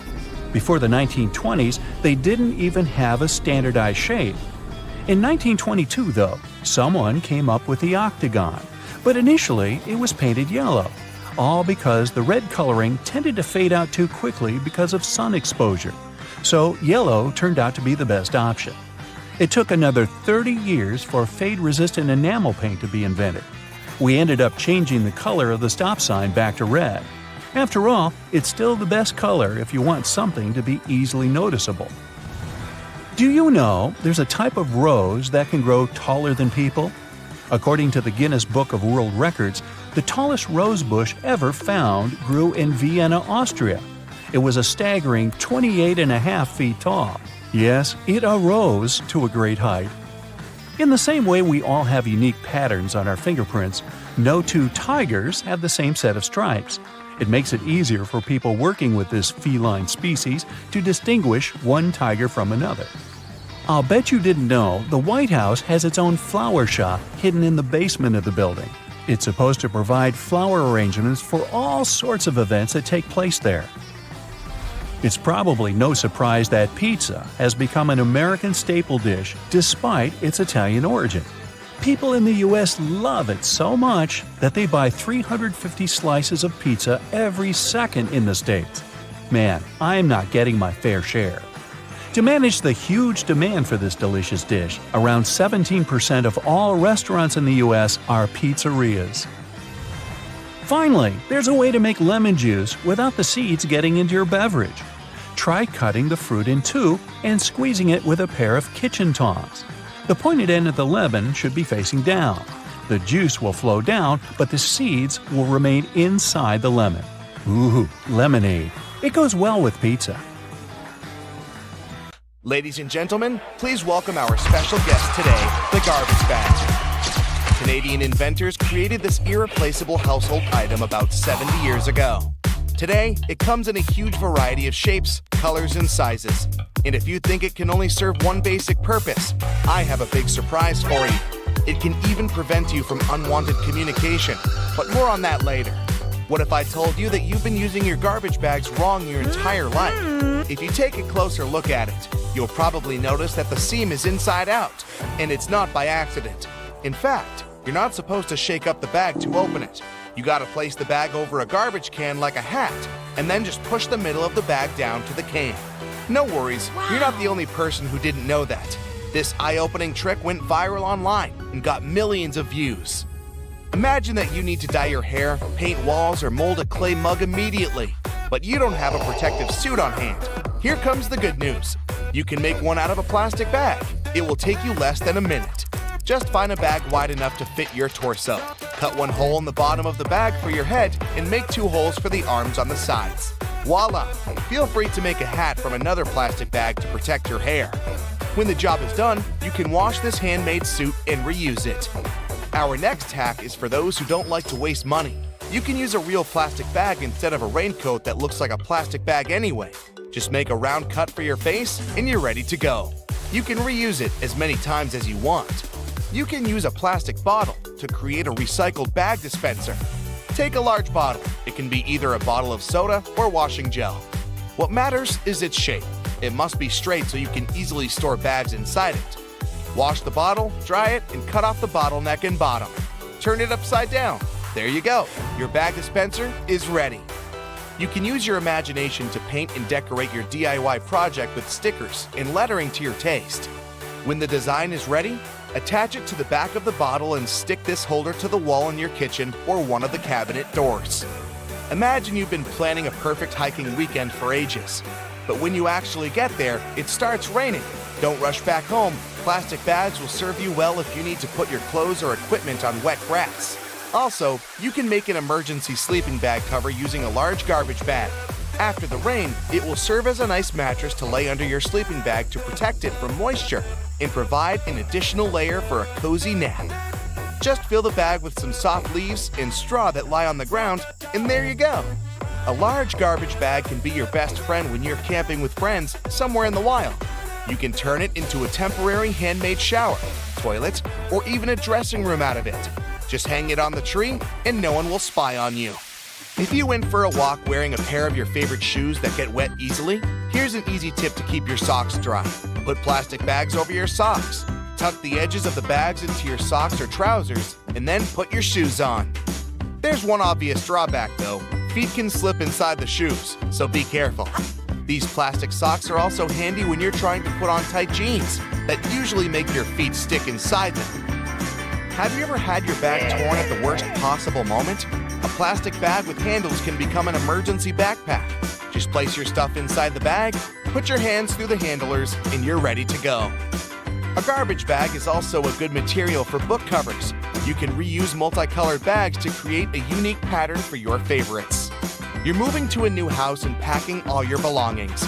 Suddenly, you run out of boxes. Sounds familiar? No problem. Grab a package of large garbage bags and pack the remaining stuff. Unlike boxes, this packaging will protect your property from rain or snow. Garbage bags are especially good for packing blankets, pillows, and stuffed toys. If you need to make a vacuum packing for your clothes or stuffed toys, simply put your belongings in a trash bag, place a tube from your vacuum cleaner inside the bag, and then turn it on. The vacuum cleaner will remove all your excess hair from the bag, and you'll save space in your suitcase or basement. Someone really special has invited you home to cook a romantic dinner together. Finally, you want to show all your extraordinary cooking skills, but your special someone doesn't have an apron, and you don't want to mess up your new outfit. No worries. Make an emergency apron using a large garbage bag. It will surprise that special someone even more. Speaking of stylish outfits, are you familiar with the term garbage bag dress? Celebrities and famous fashion brands shock the audience with outfits looking like trash bags from time to time. Some of them actually make outfits using garbage bags like fabric. It's a popular option for young artists who can't afford to buy and use expensive fabrics. Garbage bags are very flexible, so they are a useful material for making patterns for future outfits. When it comes to garbage bags, the DIY project's possibilities are almost infinite. People use bags to make lampshades, clothes covers, small cosmetic bags, makeup organizers, recycled glasses, and whatnot. Some even weave baskets, bags, and floor rugs out of them. It's pretty easy to handcraft a rug. You need to cut several bags into equal strips and weave a long braid from these strips. Now twist this braid into a spiral and tie or glue each layer together. To secure this entire construction from breaking, you can screw your rug on a sewing machine from the middle to the edges, as if you're drawing a star. This plastic braid can also serve as emergency laces, a rope, or a handmade ribbon for decorating gifts and flowers.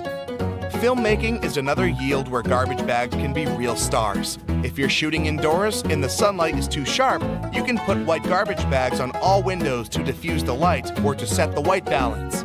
Black light-proof garbage bags may serve you as a shading curtain to get rid of the sunlight in the room whatsoever. Feel free to use a white bag to create a diffuse light bulb. Inflate the bag like a balloon and put it next to a lamp. But make sure to use a LED light so it doesn't get too hot. Everyone knows that touching a plastic bag with a hot iron is a bad idea because it will melt. But this lets us create unique shapes from this colorful and affordable material. Want to make a unique designer vase? Take a bowl and cover it with paper tightly. Then wrap the matching strips of plastic bag around the bowl. Now place another layer of paper on the top and gently iron over the entire surface of the bowl. Voila! The plastic's melted and you got a new stylish and eco-friendly vase. Garbage bags can produce very cool sound effects. If you live in a desert where it never rains and need to recreate that relaxing sound, use a plastic bag. It's always better to speak up like an adult, but if that doesn't work for you, here's a quick fix. Next time some annoying person calls you, don't bother to make excuses why you can't talk right now. Just grab a garbage bag and rustle it into your phone speaker yelling, "Hello? Hello? I can't hear you!" Confession time. Have you ever used this trick? If you ever find yourself stuck in the trunk of your car, stay calm. All cars are supposed to be equipped with an emergency latch to help open the trunk from the inside in the unlikely case it happens. These latches are so well thought out that they can be opened by people of all ages. More so, handles are designed to glow in the dark, too. You can even pull them with the mouth if there's not enough wiggle room to use your hands. Never mind how you ended up in the trunk in the first place. Moving on. If you're ever working with needle and thread, remember you don't need to stick the needle directly into the spool. You may end up losing the needle altogether. Not to mention you can easily hurt your fingers. A lot of modern sewing kits these days come with a designated place for safeguarding the needles. It's located at the bottom part of the thread spool. You'll just need to pull it out. It's even made to hold multiple sewing needles at a time. Disposable ballpoint pens come with a little secret of their own. Did you ever notice that in some of them there's a small hole in the plastic part? It's actually a rudimentary ventilation system. It's supposed to let the ink easily make it to the tip of the pen. Okay, I know it's in the name, but you really don't need to shake the seasoning shaker to get any product out. Don't believe me? Hey, you're not the only one. Go grab your favorite seasoning bottle out of your pantry. If it has one of those removable plastic caps, it's perfect for the experiment. Instead of shaking the bottle, try holding it from the plastic cap while it's upside down. Now gently twist the bottle from side to side and, before you know it, you get some gorgeously flowing seasoning without having to wiggle the shaker and make a mess all over the stove. On the same note, most salt and pepper shakers should have ridges on the bottom of the glass portion. In case you get any seasoning stuck in there, place the bottom of the salt shaker against the bottom of the pepper shaker and wiggle it around so the ridges click with each other. The seasoning should easily pour out now without you having to open the bottle. In colder weather, you often have so many clothing layers on you that you can hardly feel the purse or back straps on your shoulder anymore. Not to mention how fast they can slide off. Some jackets come with a built-in solution for that, in the form of a small tab on the shoulder with either a hook or a button. It's meant to be opened and closed comfortably, so you can keep your purse in place at any time. You're most likely using it merely to peel the skin of potatoes, carrots, or cucumbers. But you can use your vegetable peeler for chopping fine strips of onion as well. Just cut the onion into quarters vertically and then start slicing. This might also help out with those embarrassing onion tears. Most people miss this one, but should you ever have a closer look at your toothpaste tube, you will surely see some sort of coloring there, either a dot or a block. Colors can vary. They can be black, green, red, or even blue. These color spots are actually meant to help the assembly machines back at the toothpaste factory. They recognize when and where these machines need to cut the toothpaste tubes and proceed to fold them for packaging. For most types of footwear, if there's anything that seems a bit out of place, always know that it's there for a reason. Most manufacturers don't put extra items on shoes just for fun. It would definitely be a waste of time and resources. For footwear like boots, for example, there's often a small loop at the top back of the shoe. It's there to help you when you need to put the shoe on, since you can quickly pull on it. Plus, you can also hang the shoes somewhere, most likely to dry, since most boots are meant to be worn in the colder weather. Now, I've been guilty at least once of overdressing with a bunch of layers just so I won't need to jam everything in my check-in bag. But does it become a problem when you actually have to get seated? What do you do with your coat or your jacket? Well, have a closer look next time you board a plane on the seat in front of you. The hook that keeps the tray table upright can double as a jacket hook. As long as you don't need to have any meals while in the air, you're good to go. Now, most mascaras expire within 3 to 6 months, I'm told, depending on the manufacturer. But you can help speed up that process if you're not careful enough. Continuously pumping the mascara wand, trying to mix in the product actually pushes more air into the tube. This can make it dry much faster, and you evidently won't get the desired results with it anymore. There's an easy way to check if your mascara is still good enough to use.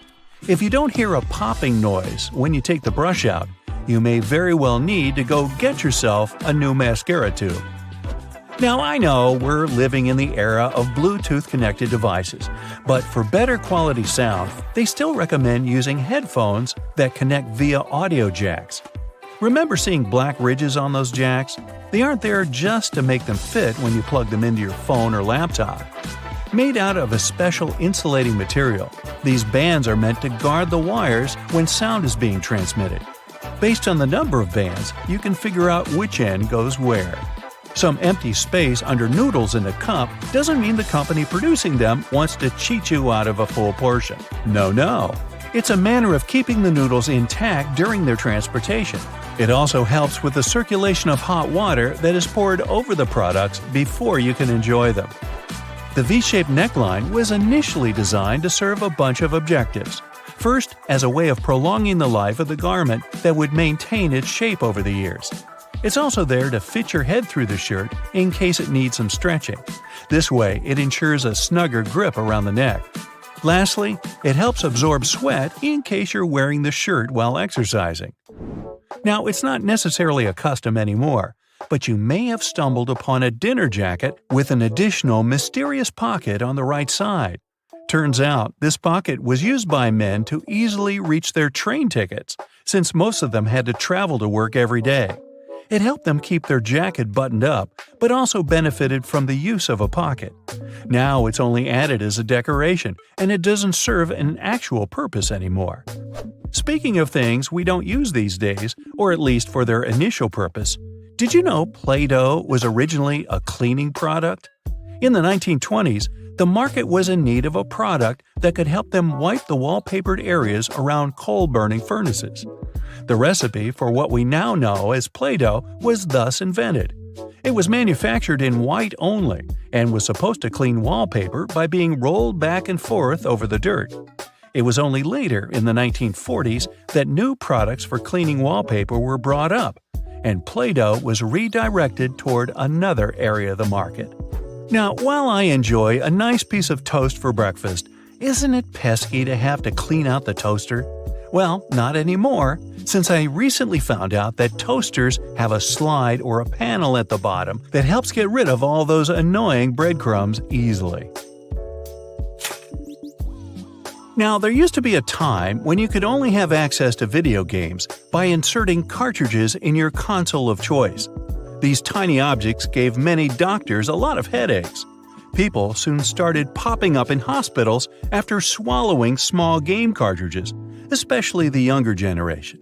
Nintendo, the company that manufactures the majority of these devices, had to come up with a creative solution to prevent these accidents. So, these days, Nintendo Switch cartridges are purposely coated with specific chemicals that can leave a really bad, bitter taste in the mouth. Not that I'd, recommend you ever try and taste for yourself. Over 40 billion Oreos are made every single year. It's the world's most popular manufactured cookie. The geometric design stamped into these cookies has the Nabisco logo, the symbol of European quality, surrounding the word Oreo. William Tournier created the chocolate cookie design we see today back in 1952. Headphone jacks might become a thing of the past because of wireless technology, but if you've seen one, you might have noticed the rings at the base of the plug. One ring means single sound playback, 2 rings represent stereo sound in the left and right ear, while 3 rings means you've got stereo and a microphone built in. Now, the iconic orange, red, purple, yellow, and lime green rings of Fruit Loops hide a deep secret within. They don't represent different fruit flavors. All those rings are the same fruit flavors blended together. The colors are just for show. The E in Dell's logo is at an angle because the founder, Michael Dell, wanted his technology to turn the world on its ear. A compass uses magnets to point to the magnetic North Pole, but it's not really north at all. The North Pole of a compass magnet points toward the north because the north and south attract. Earth's south magnetic pole is near the geographic north, while the North Pole is near Earth's geographic south. Confusing, isn't it?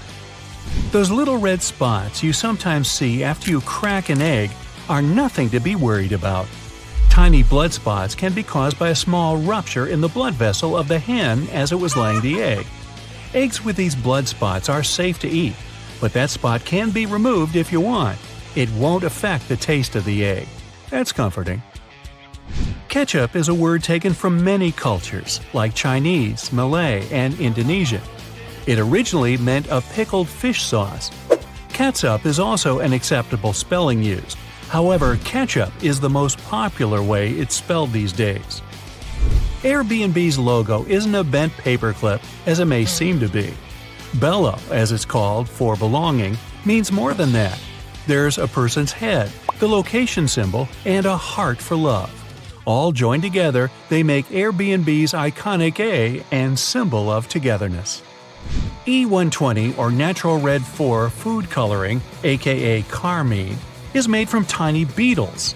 It's been used to color anything from cakes to candy to even drinks. That shine on candy also comes from bugs. This time it's the Indian female lac bug. The beetle leaves behind a substance that is scraped from the trees to be formed into dry shellac that gives that glossy look. The Mozilla Firefox logo isn't a fox at all surrounding the planet. It's a red panda instead. The name Firefox is the English translation of its Chinese name. Those maintenance covers in the street are around for safety reasons. In past civilizations, like ancient Rome, manholes, that's what they were called back then, were square-shaped slabs of stone. Unfortunately, these were prone to accidents. If they weren't placed properly, a square cover could slip through the square hole diagonally. Ow! Placing a round cover eliminated this problem. A circle cover won't slip inside because there are no angles. A tomato isn't technically a vegetable, but a fruit. Banana trees aren't related to palm trees or trees at all. They're herbs. Banana is considered an herb because it never builds a woody trunk the way a tree does. Instead, it forms a succulent stalk, like lemongrass or its cousin ginger. You can call them berries as well. The Golden Gate Bridge color wasn't meant to be the orangey red that it is today. The bridge's original color was suggested to be many other colors, such as black with yellow stripes or even candy cane to make it visible for passing ships and aircraft, especially in the frequent San Francisco fog. But when the steel arrived covered in an orange primer to protect it from rust, the architect preferred the international orange color, and it stuck. Those legs on the back of keyboards aren't an ergonomic design to help your wrists sit better. Using the legs out for too long can tire and hurt your wrists, plus slowing your typing down. The hinge legs are just there to help you see the letters and numbers better if you don't know how to touch type.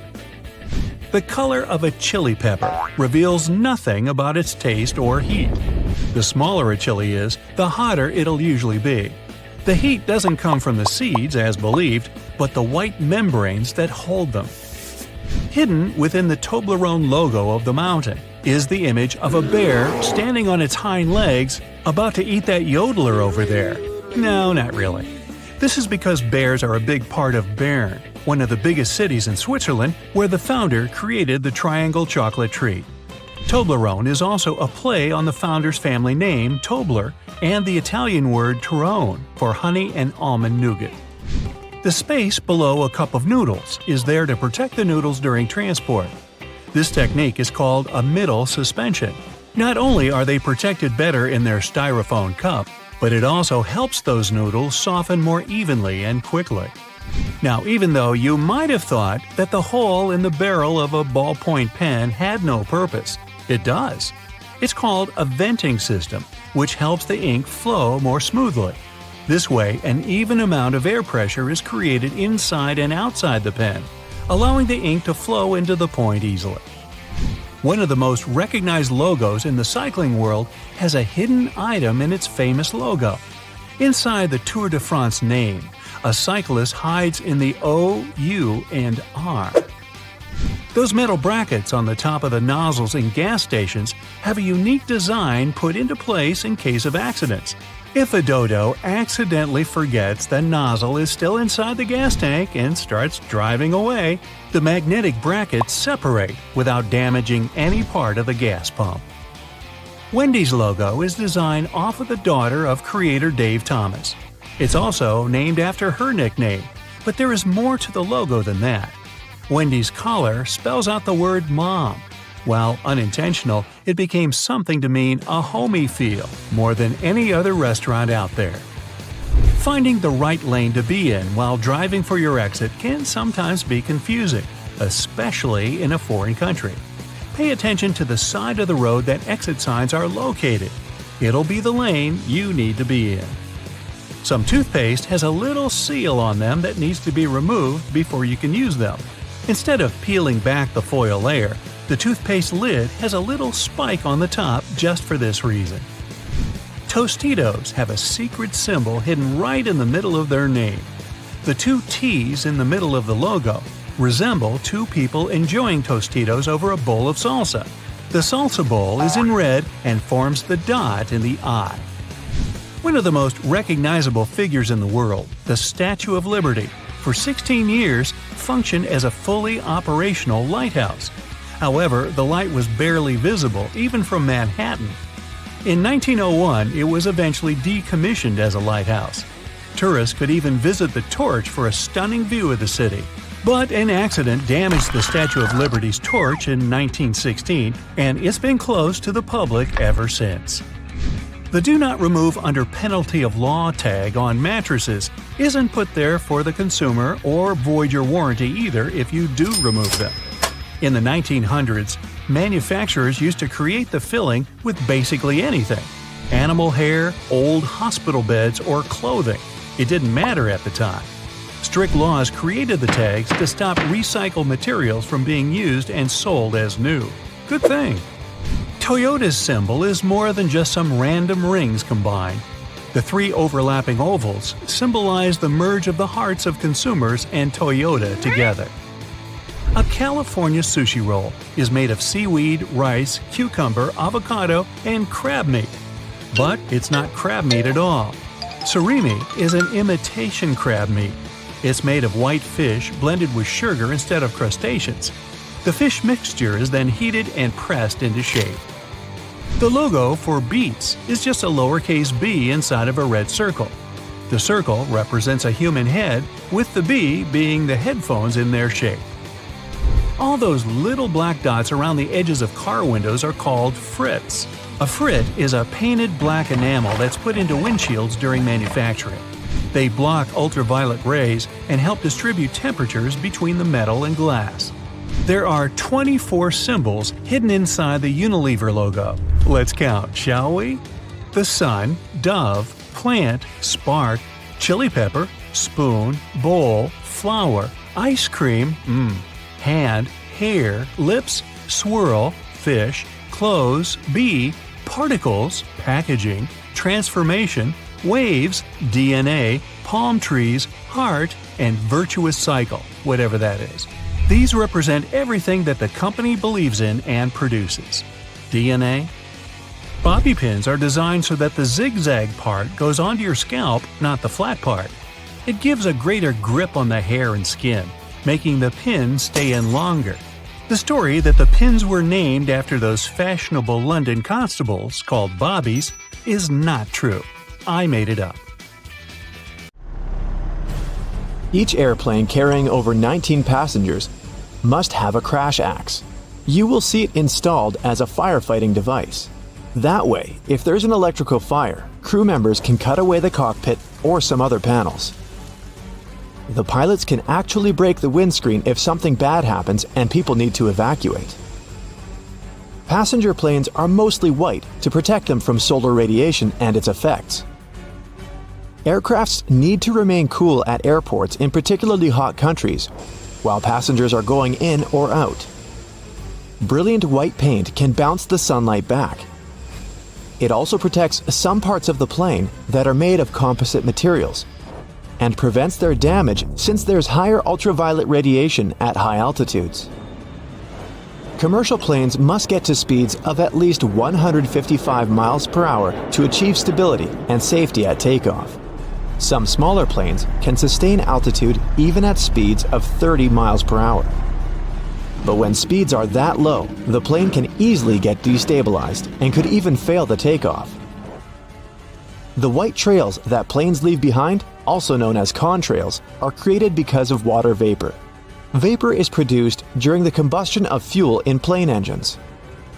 When the plane reaches its cruising altitude of 32,800 feet, temperatures get quite low, about -67 degrees Fahrenheit. It's really cold. So, the water turns into particles of ice. How long these particles are going to remain visible mostly depends on humidity. The higher the level of humidity is, the bigger those trails get and remain visible even long after the plane has disappeared.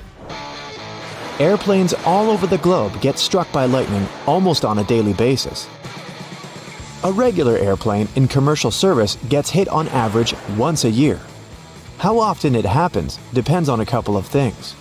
First, how many landings and takeoffs the plane performs since lightning mostly strikes at heights between 5,000 and 15,000 feet.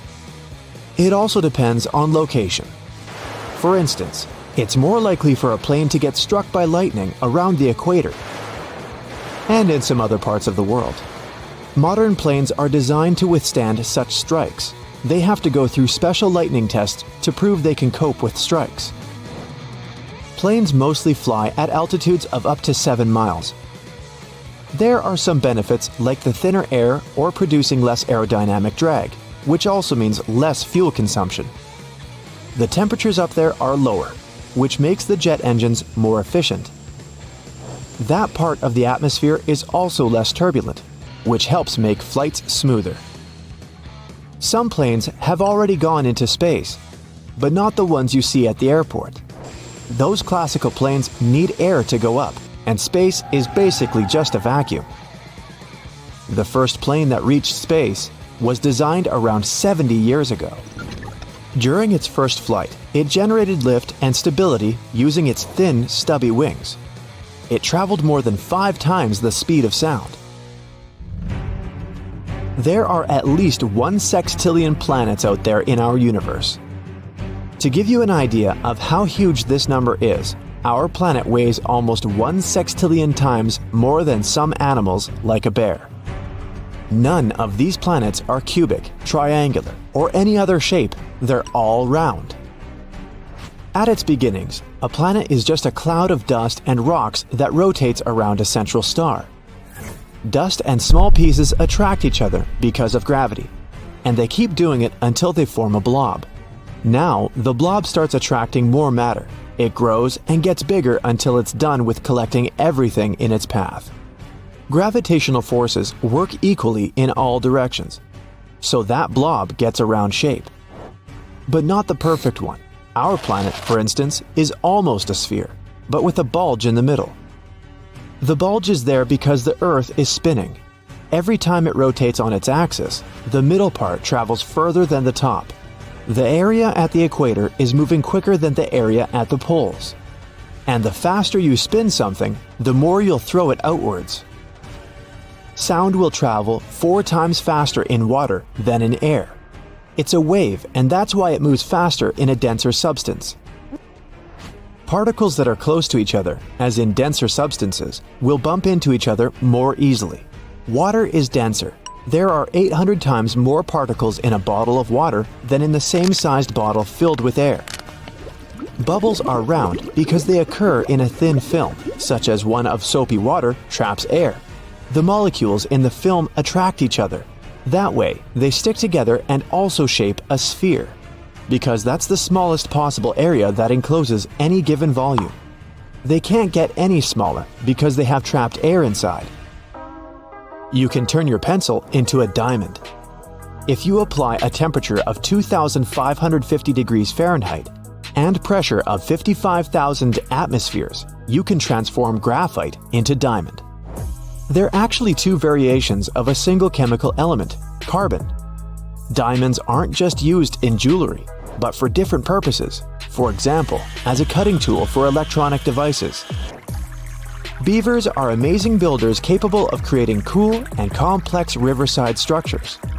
They build them to protect themselves from wild animals that might go after them, like wolves or bears. But not in the way it may look at first. Beavers don't really live in their dams. They only use them as a barrier, making some sort of a pool or pond of deeper water.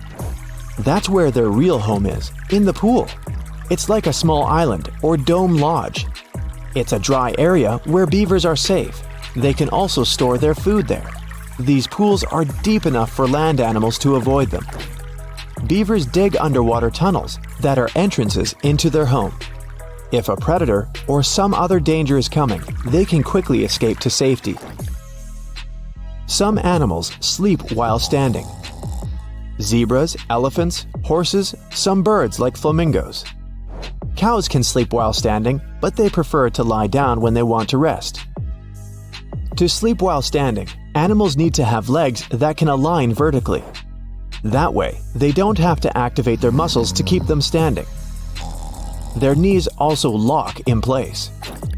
It's better for these animals to sleep while standing because they'd probably be too slow to react if there was a predator going after them.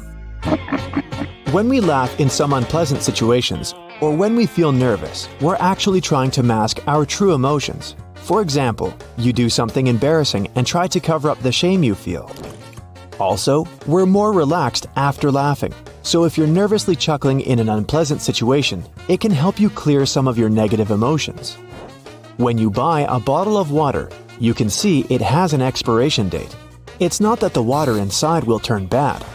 The expiration date is there because the plastic may start to leach into the water over time and contaminate it with chemicals that might be bad for us.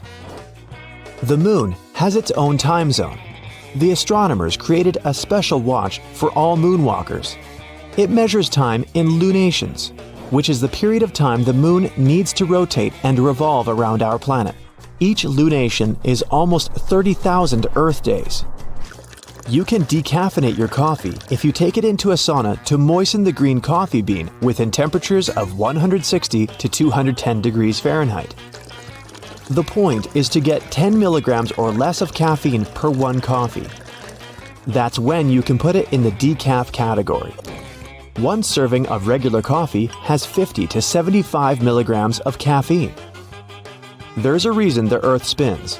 Our solar system formed 4.5 billion years ago. There was a raging cloud of dust and gas. Molecules and atoms in that cloud had a tendency to rotate in a certain direction. That same cloud collapsed under gravitational forces.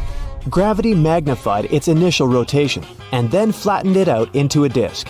Our planet formed within that disk, and now it's spinning because of that old pattern of its parent cloud.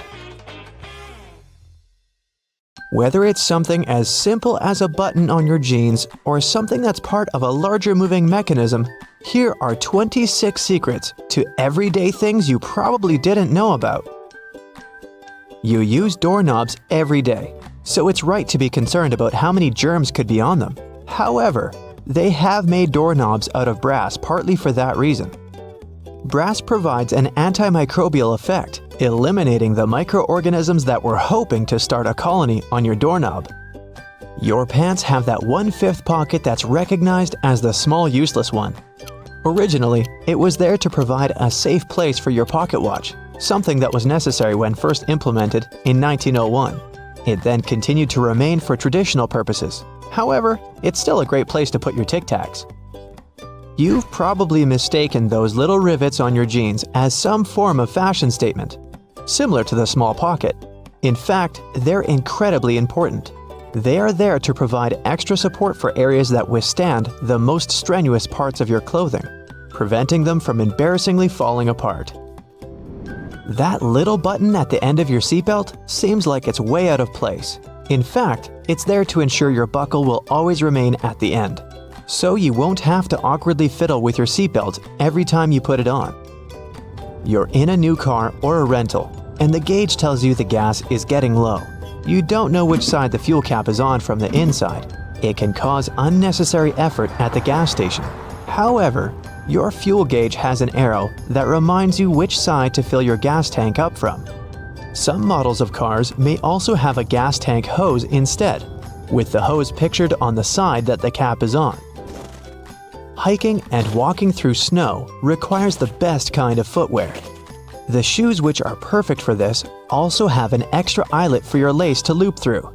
Looping your laces through the extra eyelets will give more support for your ankles and feet and will provide more stability as you walk.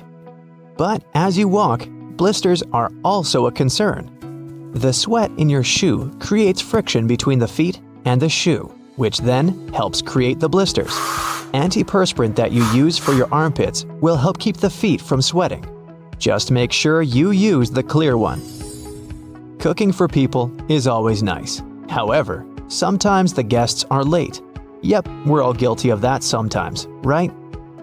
The extra drawer under your oven, where you've been keeping all of your spare pots and pans, was actually made to keep your food warm. Great for those who are late to the meal. Ever wondered how long that padlock could possibly last when it's outside, in the rainy weather, keeping your bike safe? It has a little hole at the bottom of it. It's there to drain water to avoid corrosion on the inside. It also serves to provide oil, further prolonging its use. That hole in the elevator door isn't there to check who's inside so you can avoid sharing a ride with specific people. It's a keyhole in case it breaks down. Ketchup, sauce bottles, and all other condiments we love all have a stage when it's difficult to get the insides out. You try hitting it, shaking it, and poking things inside to encourage the tasty condiments to come out. Luckily, there is an easier way to do it. The label at the top suggests where to tap the bottle. The sauce will come out easier and smoother, allowing gravity to take the place of frustration. The purpose of wooden coat hangers is to help repel pesky insects and avoid fungal growth that eats away at your clothing. As it's made of cedar wood, it contains oils that have insecticidal and fungicidal properties and were used as far back as the ancient Egyptians, although they used it for other purposes. We've all been trained and tested at the art of typing and know the correct way to use a keyboard. But you may not have noticed that the F and J keys have a small ridge at the bottom. They're there to help you find your correct starting place with your fingers on the keyboard, without having to look down. If you've been lucky enough to get the window seat on the plane, you would have noticed that little hole at the bottom of the window. It helps with the air pressure on the plane. The window itself is made from acrylic and isn't actually glass, which saves it from fogging up so you can see the scenery on your journey. The windows on planes were originally square. However, they would continuously break from the constant changes in pressure. Round windows are able to evenly distribute the pressure, ensuring you'll have a pleasant journey without falling out. For all you Nintendo Switch players, those who have tried to taste your cartridges will notice they have a bitter taste. The manufacturers added it intentionally, as the Switch's cartridge size is very small and it might be a hazard for the youngest players that have a tendency to put things in their mouth that they shouldn't. So the bitter taste made from denatonium benzoate ensures that they won't be tasted for too long. Cosmetics containers that are filled with products used for your skin have a secret number on them. This is to help inform you how long the product will be usable, ensuring it doesn't cause the reverse effect by damaging your skin instead. Pen lids have a hole at the end of them. It's not there to help your pen breathe and boost performance, but it's there to help you breathe, just in case while you're sitting in class or at work and you're chewing on your lid and just happen to swallow it. You can be rest assured if it's stuck, the pen makers were thinking of you.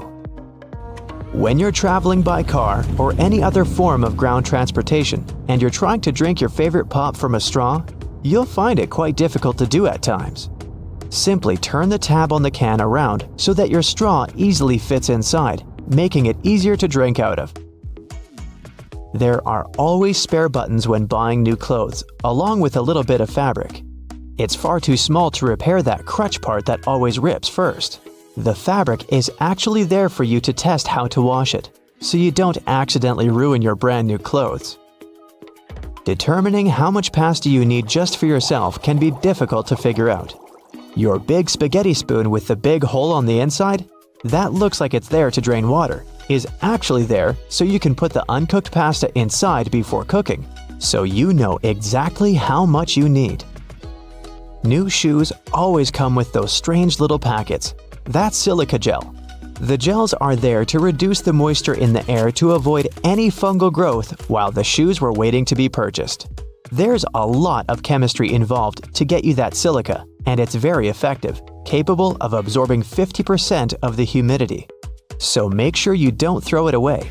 Next time you need to dry out your electrical devices, it's a lot easier than using rice. It's difficult enough to see at night whilst driving, but it's even worse when the driver behind you shines their high beams. Your rearview mirror has a tab at the bottom. When you press it, it changes the angle. One is for day driving, the other, well, for nighttime. It'll help in case that one person driving behind you has forgotten to turn off their high beams. Although your screwdriver is ergonomically made for your hand, sometimes you have that one screw that's too hard to loosen up. The handle is also shaped so you can easily fit inside of a ring spanner or wrench, allowing you to apply more force, ensuring that you can remove that troublesome screw. The skirt part on an escalator seems like a good spot to get your foot stuck, but in reality, those long brushes poking out aren't there to give you an extra shine on your shoes, but for safety precautions, to minimize the risk of trapping objects between the steps and the side of the escalator. Have you ever stopped to think about the thrilling secrets of day-to-day modern life on planet Earth? I'm talking about tiny windows in washing machines and little holes in airplane windows. If you haven't got a clue of what I'm talking about, tag along and allow yourself to be as surprised as I was when I found out.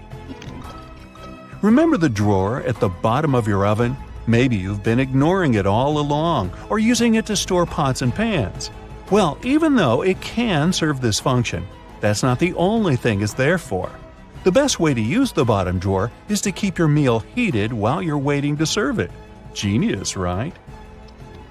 Talking about secret doors, have you noticed that most washing machines have little flap doors at the bottom too? These doors actually serve as drain traps. It's where all the items that we put to wash together with our jeans and jackets go to. It's a type of collector, let's say, of small items. It stops them from getting into the main drain pipes and clogging them. It saves us hundreds of dollars in repairs each month. Now, who hasn't gone through the confusing task of having to measure how much pasta to cook for one serving? Well, here's the solution: the holes in the center of pasta spoons. They were actually made for measuring the exact amount of dry pasta you need for one serving. If you try stuffing wet cooked pasta through it, well, good luck with that. On a similar topic, have you ever wondered why pen caps have holes in them? Maybe you thought it was a design feature to regulate air pressure. But in reality, these holes have a much simpler and more important function: to reduce the risk of choking. Now, lots of people love to bite on their caps, and this tiny hole prevents them from choking in case they accidentally swallow a cap and it gets stuck in their throat. For kitchen lovers, there's a hidden secret right in front of your eyes that can change your life. Think pans. Now think handles. Right, they have holes in them. As it turns out, these holes were designed to hold the spoon you're using for cooking. And instead of dripping sauce all over the stove or your kitchen floor, you can place the spoon in the hole and let it drip the sauce directly back into the pan. Woohoo! Speaking of everyday items, and I was, most doorknobs are made of brass because this material makes them naturally germ-free. Unlike plastic ones, brass doorknobs are kind of magical. They can disinfect themselves without you having to clean them. Neat, right? Have you ever noticed that at the bottom of a measuring tape there is a little dip? You can find it in that metallic part you need to pull on to measure something. Well, that dip is actually the exact size of a regular nail. It was designed for people to place the tape on top of a nail and use it as a support while they stretch the tape. Well, I can't wait to try it out for myself. As for the margins in your notebook, they were invented to protect people's notes from mice. No, the mice weren't copying your answers for the math quiz. Actually, there were times when people had to cohabitate with rats and mice that often chewed on paper. So, to prevent information from getting completely lost, people created margins. This way, texts were moved closer to the middle of pages and remained unharmed by rodents. Perhaps this is where to digest information came from. And what about those tiny holes at the bottom of airplane windows? They have an extremely important function of regulating the air pressure inside the cabin. In other words, they help planes fly high up in the sky. Big responsibility, right? By the way, tray tables on an airplane are the germiest places inside the entire cabin. Studies showed that the trays had 8 times the amount of germs on the toilet flush button. Now, how about we cut a commercial airplane in half and see what's inside? Well, it would look more or less like this: rows of seats on top and everything else that needs to be stored at the bottom. I'm talking about passengers' luggage, emergency supplies, parts of the wing system, and so on. Moving on to bowling balls. Yes, I know it's a clumsy transition. Anyway, have you ever wondered what the insides of a bowling ball look like? If you have cut a professional ball in two, you'll see a familiar shape. Look closely. Do you see it? Doesn't that look like the logo of Brightside? Anyway, professional bowling balls are different from the ones in your local bowling alley. That's because they're designed to make fancy moves. They actually have some really complex engineering inside. They're shaped to help skilled professionals get more strikes. The weight of professional bowling balls is designed to be projected inward as they travel down the bowling lane. This makes it harder for them to get into the gutters on the sides of the lane. Speaking of balls, let's take a look inside a baseball. To make it light and aerodynamic, producers use several different layers. Starting from the core, we have a cork center enveloped by black rubber. Then there's a layer of red rubber, followed by 2 or 3 alternating layers of wool yarn. After that, there's a visible white leather cover and that beautiful red seam on the side, stitching it all together. And what if you had X-ray vision and managed to look inside a human bone? Ooh, spooky! I'd say what calls most attention is this spiderweb-like situation at the center of the bone. In reality, it's a highly condensed and complex structure of nerves that you have inside your bones. Aren't you lucky? Now, I've got a riddle for you. What is round, can be found near the ocean, and looks like an aerial view of the Guggenheim Museum in New York City, the one that's made almost entirely of ramps? If you said a nautilus shell, hey, then you guessed right. A nautilus is a shellfish whose house you can find in countless souvenir stores near the beach. It's made up of 2 layers, a matte white outer layer and an iridescent white inner layer. And if you were to cut it in half, it would look very similar to the insides of the Guggenheim Museum. Aloe leaves are good for healing purposes and also for hydration. But if you managed to look inside of an aloe leaf, the image you'd see would be satisfying and very relaxing. Who hasn't dreamed of a pool filled with jelly? Now, there seems to be nothing more mundane and regular than a tube of toothpaste. But you wouldn't think so if you cut open a tube that contains several colors. Now, there have been speculations that the insides of such a toothpaste tube might be divided by barriers so that the stripes don't mix. But if you cut it in half, you'll see that it has only one interior chamber. As it happens, there's a lot of science behind the making of striped toothpaste. According to a specialist, they have to ensure that the paste in all the stripes has the same physical properties. This way, the colors are naturally prevented from mixing with one another. That's why, if you tear a tube open, you'll see something that looks like several slices of pizza in different colors. If you open your closet, you're bound to find at least a few wooden hangers. Usually, they're made of cedar wood, which is a natural moth repellent. So, cedar hangers actually protect your clothes from moth infestation. For some people, more than others, eyeliner is an everyday must. Boy, isn't it. But did you know that back in ancient Egyptian times, both men and women used kohl eyeliners to protect their eyes from the sun's glare? Way to go for the Egyptians for figuring that out. Now, if I could just learn to walk like one. Normally, we use headrests for the purpose of, well, resting our heads, right? Well, not only. As it turns out, headrests can be easily removed from the seats and used to break car windows in case of emergencies. Now, this one is a trick very few people know about. You probably place your doormat horizontally, like most of us do. But doormats serve the purpose of absorbing dirt from the soles of your shoes before you enter your home. So, for this function to work as it's meant to, the best way to place a doormat is vertically.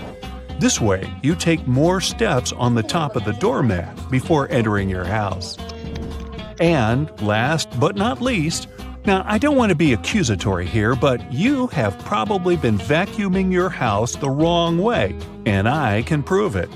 Most people just vacuum floors and carpets in one direction or move the brush back and forth several times, thinking they've got all the dust out. But according to cleaning professionals, the best way to vacuum is in rows. First, you go forward with the brush until you arrive at the end of the row. Then, you fluff the carpet up and move back down along the same row, gathering the dust that wasn't collected in the first sweep. Talk about efficient cleaning. On the other hand, my idea of house cleaning is to sweep the room with a glance. Hey, I don't want to disturb that protective layer of dust. Next time you follow a recipe where you need to separate egg yolks from whites, try this. Peel a clove of garlic and rub your fingers with it. Carefully break an egg into a bowl. With your garlicky fingers, pick up the yolk. And voila, you can now marvel at how perfectly it separates from the egg white. If it's egg peeling time, there are two easy ways to do it. When cooking eggs, add a teaspoon of baking soda to the boiling water. This will make peeling eggs much easier. You can also place them under cold running water as soon as they're ready. The eggshells will come off much easier, and you won't burn your hands while peeling the eggs. The sides of roads have sleeper lines for a very important reason. Their main function is to alert those drivers who doze off behind the wheel. When a car starts steering off the road, the tires go over the lines, and the sound wakes the driver up. Those price tags and labels that come glued to your Tupperware are easier to remove than you might think. No need to waste hot water and soap trying to remove them. Take a hairdryer instead. Blow some hot air directly onto the tag for a minute or so. There you go, the label comes off at once. White household appliances might get yellow with time. To make them white again, use this simple trick. Apply bleaching cream to the surface of an item. Wrap it in plastic and let it stay this way overnight. The next morning, check it out. It'll be as white as when you first bought it. When you buy a pack of cans, opening it might turn into a problem. You probably tear a hole in the plastic and try to squeeze a can out of there. But the bottom of cans was actually designed to make this part much easier. Grab a can and rub it over the top of another can from the pack. A circle the exact same size of the can will be cut out. This way, you can easily remove the new can from the pack without destroying the entire thing. Now to the art of lime squeezing. When you pick limes at the grocery store, you never know how juicy they are, and often, when you bring them home and squeeze them, almost no juice comes out. Try heating these citruses in a microwave for 30 seconds before cutting them open. you'll see that the juice will come out much easier. But be careful, they're going to be hot, and you don't want to burn your hands. If you're hanging out with your friends and feel like listening to some music but don't have a loudspeaker, there's no need to worry. Place your phone in a cup or bowl. The sound will get louder instantly. If you don't have a hanger at hand but still need to hang your shirt, this trick is for you. Most dress shirts have a tiny loop on the back between the shoulders, and you can use it to hang your shirt. How about the worst case scenario? Your phone is running out of battery and you're running late. Try this simple trick. Switch on airplane mode. Your phone will charge to 100% in no time.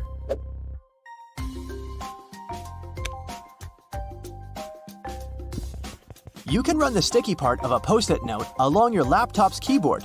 This will help remove tiny bits of food and dust that get stuck in between the keys. Avoid putting really hot food into plastic containers. Hot plastic releases all kinds of toxic chemicals, and we don't want our food to absorb that nasty stuff, right? What can be better than a bubble bath in the evening? But the bubbles are not only pretty and smell nice, they also keep the water temperature hot for longer. This way, you can enjoy a long, hot bath without getting cold too quickly. You got home craving a peanut butter and jelly sandwich, but your peanut butter now has 2 layers, and the oil is at the top.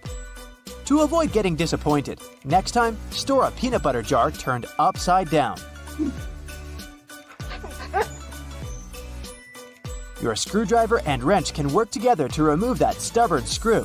Grab your screwdriver's handle with the wrench and use it to apply more force. This method will also help you reach more difficult areas. There is a reason why your coffee stirrer looks like a straw.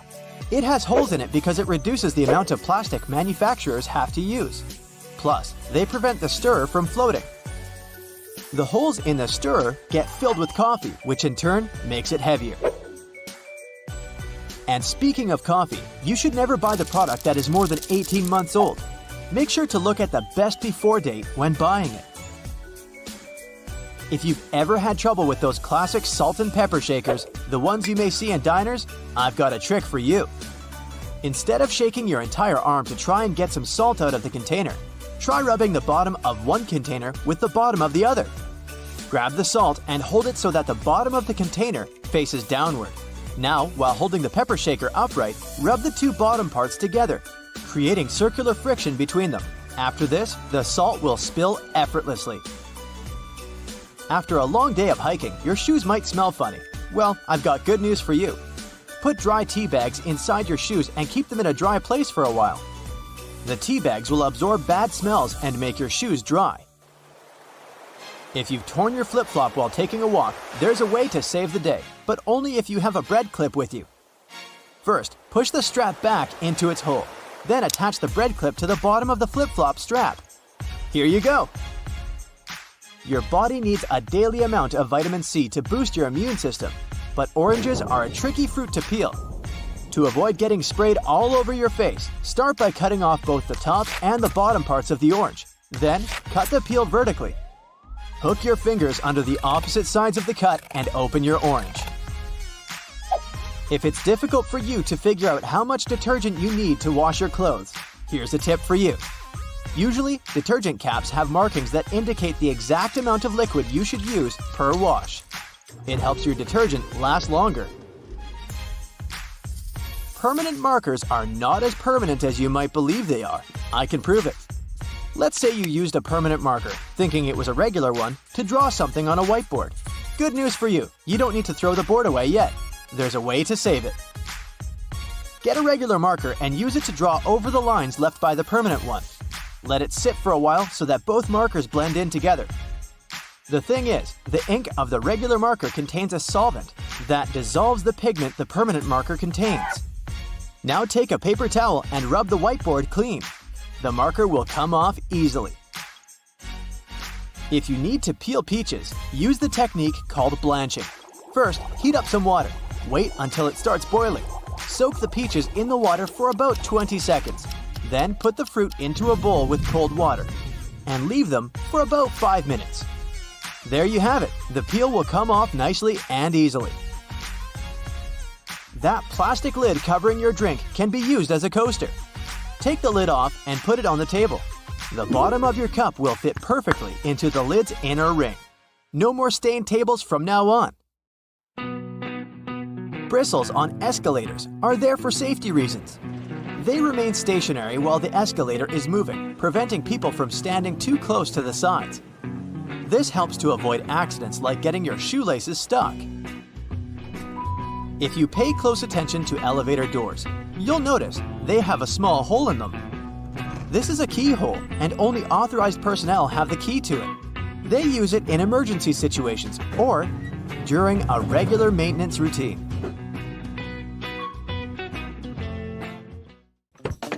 How many hidden features are there in your car that you have never heard of? Most cars these days have everything color-coded under their hoods. It makes it way easier to know what you need to supervise between services, like the dipstick, the oil cap, or the coolant. You can even have a look at the brake and washer fluid. Anything else that's black or gray, just leave it to the mechanics. Ever seen a snowflake light on the dashboard of your car? It's not there to let you know the winter holidays are coming if that's what you're thinking.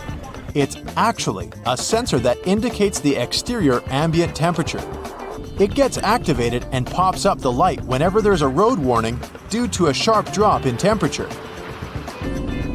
It may sometimes even come on with an audio warning or a message on your dashboard to warn you that the roads may be getting icy, so you can either adapt the speed or change to the appropriate tires if necessary. Most cars come with added features for the summertime too, like those neat sun visors. Yours might have an added bonus you might want to check out. We all know they twist to help the driver out when the sun is not shining from the front. But some of them can also extend, so they can provide shade to a larger area. If you figure out your sun visor doesn't extend, there's a simple solution though. Buy a sun visor extender. You can even find them online. They work by being attached to your existing sun visors or windows for better shade coverage and visibility. Let's find some hidden features at home. It's not rocket science, but there is a wrong way to make ice in the freezer, and that's because you're probably not using the ice cube tray correctly. They come with that particular shape because you need to fill the trays until there's a layer of water on the top. This layer will help remove the cubes faster from the tray because it will crack when twisted and leave each cube poking out. You can then grab them in no time and enjoy your drink. If you find that the heat on your oven is too high or you need to cook some delicate dishes that require more control over the temperature, there's an easy way to adjust that. The knobs on your oven should come with calibration screws on their backs. Pop out the plastic knob and adjust it to your preferences. Be sure to disconnect the oven from any energy source before doing it. Do you know what your stove and your car have in common? They both have hoods that you can open if you need to have a peek, or if they need some cleaning. If you look closely at the top of your kitchen stove, you will see two hinges located on the back corners. You'll be able to easily lift it up and clean out all the grime that's been stuck in there. Ever wondered why glue doesn't stick to the inside of the bottle? The answer is a bit more complex, depending on the type of glue. But the simple response is, well, it doesn't have any air in there. PVA glue contains some molecules called polymers and water. When the glue is out, the water evaporates, leaving just the sticky polymers behind. Things are more or less the other way around with superglue. It has a chemical that solidifies as soon as it hits water vapors in the air. Did you know Microsoft Word has a feature that you can use for references and a bibliography? It's not only helpful for keeping track of everything, but it also automatically formats all the information accordingly. If you like to surround yourself with as many houseplants as possible, here's an easy way to figure out if they need watering. Stick your fingers into its soil. It should give you a better idea than simply looking at the plant's surface. If you can reach 2 to 3 inches into the soil and feel it's dry, the plant most likely needs some hydration. However, this trick does tend to work better with smaller potted plants because of the limited depth. In any case, it's always best to research the plant's needs in terms of watering and sunlight before committing to a plan. And always be careful not to damage its roots. Be honest, you indeed have clothes you wear all the time and some that just sit there in the back of your closet that you've most likely forgotten about. Here's a neat way to figure out which one is which. For starters, you'll need to turn all of your hangers backwards. If you really feel like putting more effort into this project, you can wrap some pieces of electrical tape on the hangers and write the start date on each. After that, everything is pretty self-explanatory. Each time you wear a particular item, turn the hanger around, making it face forward. After 6 months or a year, all those items that have yet to be turned around should go to donations or yard sales. Another great way to use hangers to help you with your wardrobe organization is to use them for your scarves. They will be wrinkle-free, but you can also see them a lot better and have a clear view of the scarves you actually use and those you should let go of. If you're looking to increase the storage space in your wardrobe, especially when the season changes, go pick yourself up some vacuum-packed storage bags. After that, you just need to fold your garments or other pieces of laundry, like bedding or blankets for example, and place them in the bags. Turn on your vacuum cleaner, place the nozzle on the bag seal, and remove all the extra air from the bag.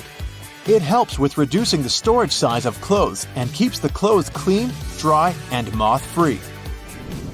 Should you have an empty basket lying around and you aren't sure if you want to recycle it just yet, you can always repurpose it as a cool lamp. Wicker baskets work best for this. Just cut a small hole in the bottom of the basket and place a pendant light kit there. You can even paint it manually or spray paint if you need it to be in a particular color. Another way to neatly repurpose things around the house is to use leftover cookie jars to store dryer balls, but the sky's the limit here. You can also use dryer sheets to remove dust from screens around your house, like computers, laptops, or TVs. These items are electrically charged, so they generally attract a lot of dust particles. Dryer sheets are made to reduce static cling, so they won't only remove the dust but also help keep it at bay for a longer period of time. Dryer sheets also help out if you're having a bad hair day, believe it or not. They can seriously help out taming flyaways whenever your frizz just gets out of control. Run one of those dryer sheets from the roots of your hair all the way down to the tip, and be amazed. If there's a particular type of soap bar you like the smell of and want to replicate that on your clothes too, pick up one of those bars to make a day's clothes fresher. Place it in a fabric and place it anywhere between your clothes. Your shirts should smell awesome every time you pick them up. You can also save on fabric softener. I don't know about your washing machine, but mine does love to jump, I'll tell you that. If yours tends to run out of its designated place, especially during those intense spinning cycles, it happens because it's not perfectly fixed to the floor. The good thing is that most modern washing machines can self-level since they come with a pair of legs. Just lift the back of the device off the surface area it sits on, and it will drop them, locking them into place once it's perfectly leveled. Here's how you can protect your bank card from potential fraudsters. Use a marker and cover the last 4 digits. You can also use a sticker that's easy to remove and place it over the security code. Have you had a house guest that didn't use a coaster? Get a hairdryer and hold it a couple of inches away from the stain. Blow it on medium heat for a couple of minutes to evaporate the watermark. If a faded ring remains, mix equal amounts of vinegar and olive oil in a bowl. Wipe it onto the marked area and rub it in until the stain disappears. Then wipe it off. Don't waste time scrubbing the burnt stains off the bottom of a pan. Instead, fill it with water and add 3 tablespoons of salt. Let it sit overnight as the salt dissolves the burnt marks, and in the morning, pour the water out of the pan. This way, it will be much easier to scrub all that grease off.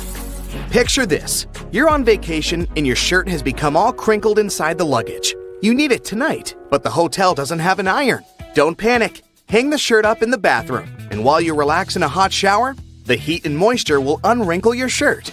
It won't be perfect, but it will get much better without any effort. The football is on, and it turns out you've run out of standard batteries.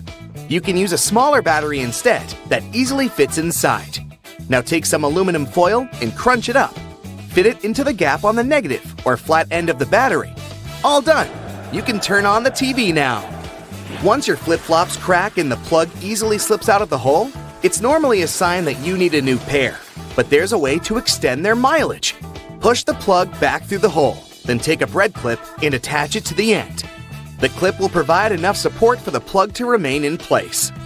You've received a package and the receipt is taped on. You've managed to detach it from the box. But how to separate the tape without ripping the paper? Hold both ends of the tape apart, and by pulling it slowly, the tape stretches and separates itself from the paper without tearing it apart. Ziploc bags are perfect to keep things dry, but it would be great if they were larger. Take two and turn one of them inside out. They can now connect and work as one large bag, big enough to protect a keyboard. There's no need to carry your keys in your hand when you go for a jog. Instead, put them inside your pocket, take a rubber band, then tie it around the pocket from the inside. This stops the keys from falling out. You've broken your key in the door. It's stuck. Great. Arranging for a locksmith could cost up to $100, but for a cheaper and quicker option, try using a hot glue stick. Heat the end with a lighter, and once it's warm enough to melt, push the glue into the keyhole. The melted glue will enter the available space, covering part of the key. Once it cools, it compresses and gains a strong hold of the key's end. Now, just pull it out. If you need to siphon liquid through a hose and want to avoid using your mouth, put one end in the liquid and hold the other upwards with your thumb closing the top. Now shake up and down. This jiggle motion pushes liquid upwards, a little each time. And once it reaches the top, lower the exit point and let gravity do the rest. You've left your keys locked inside the car. It's an older model with a roll-down window. You could get the coat hanger and begin the long process of finding the lock. Or use duct tape. Make about 20 2-foot-long strands. Stick them onto the window, allowing enough room for the tape to grab onto at the bottom. Then with a friend, take the ends of the tape, holding them together, and pull downwards. The force will allow the window to lower enough that you can unlock the door. While drilling long screws into hardwood, your old drill might not have enough power, leaving them only halfway in. Before the drill gives up, get a block of wax and scrape the edges of the screws with it. The wax works like a lubricant, melting as it gets warm and providing easy entry for the screw. You're out camping, but you didn't bring anything to light the barbecue. Take a small plastic bag that won't leak, fill it up with water, and close it tight, making a round bubble. Hold it over where you want to catch the light from the sun. The bag of water will work like a magnifying glass, starting up the barbecue, just as long as it's a sunny day. Missing a corkscrew or a cork breaking halfway? By using a stove lighter, heat the top of the bottle. The heat slightly expands the glass, and this forces the cork out the top. You've superglued your fingers again. Take some salt and pour it on top of your stuck fingers. Put your fingers into the water and slowly rub. The mixture will dissolve the glue and release you in no time. While hanging up a painting, it can be impossible to find that stubborn nail.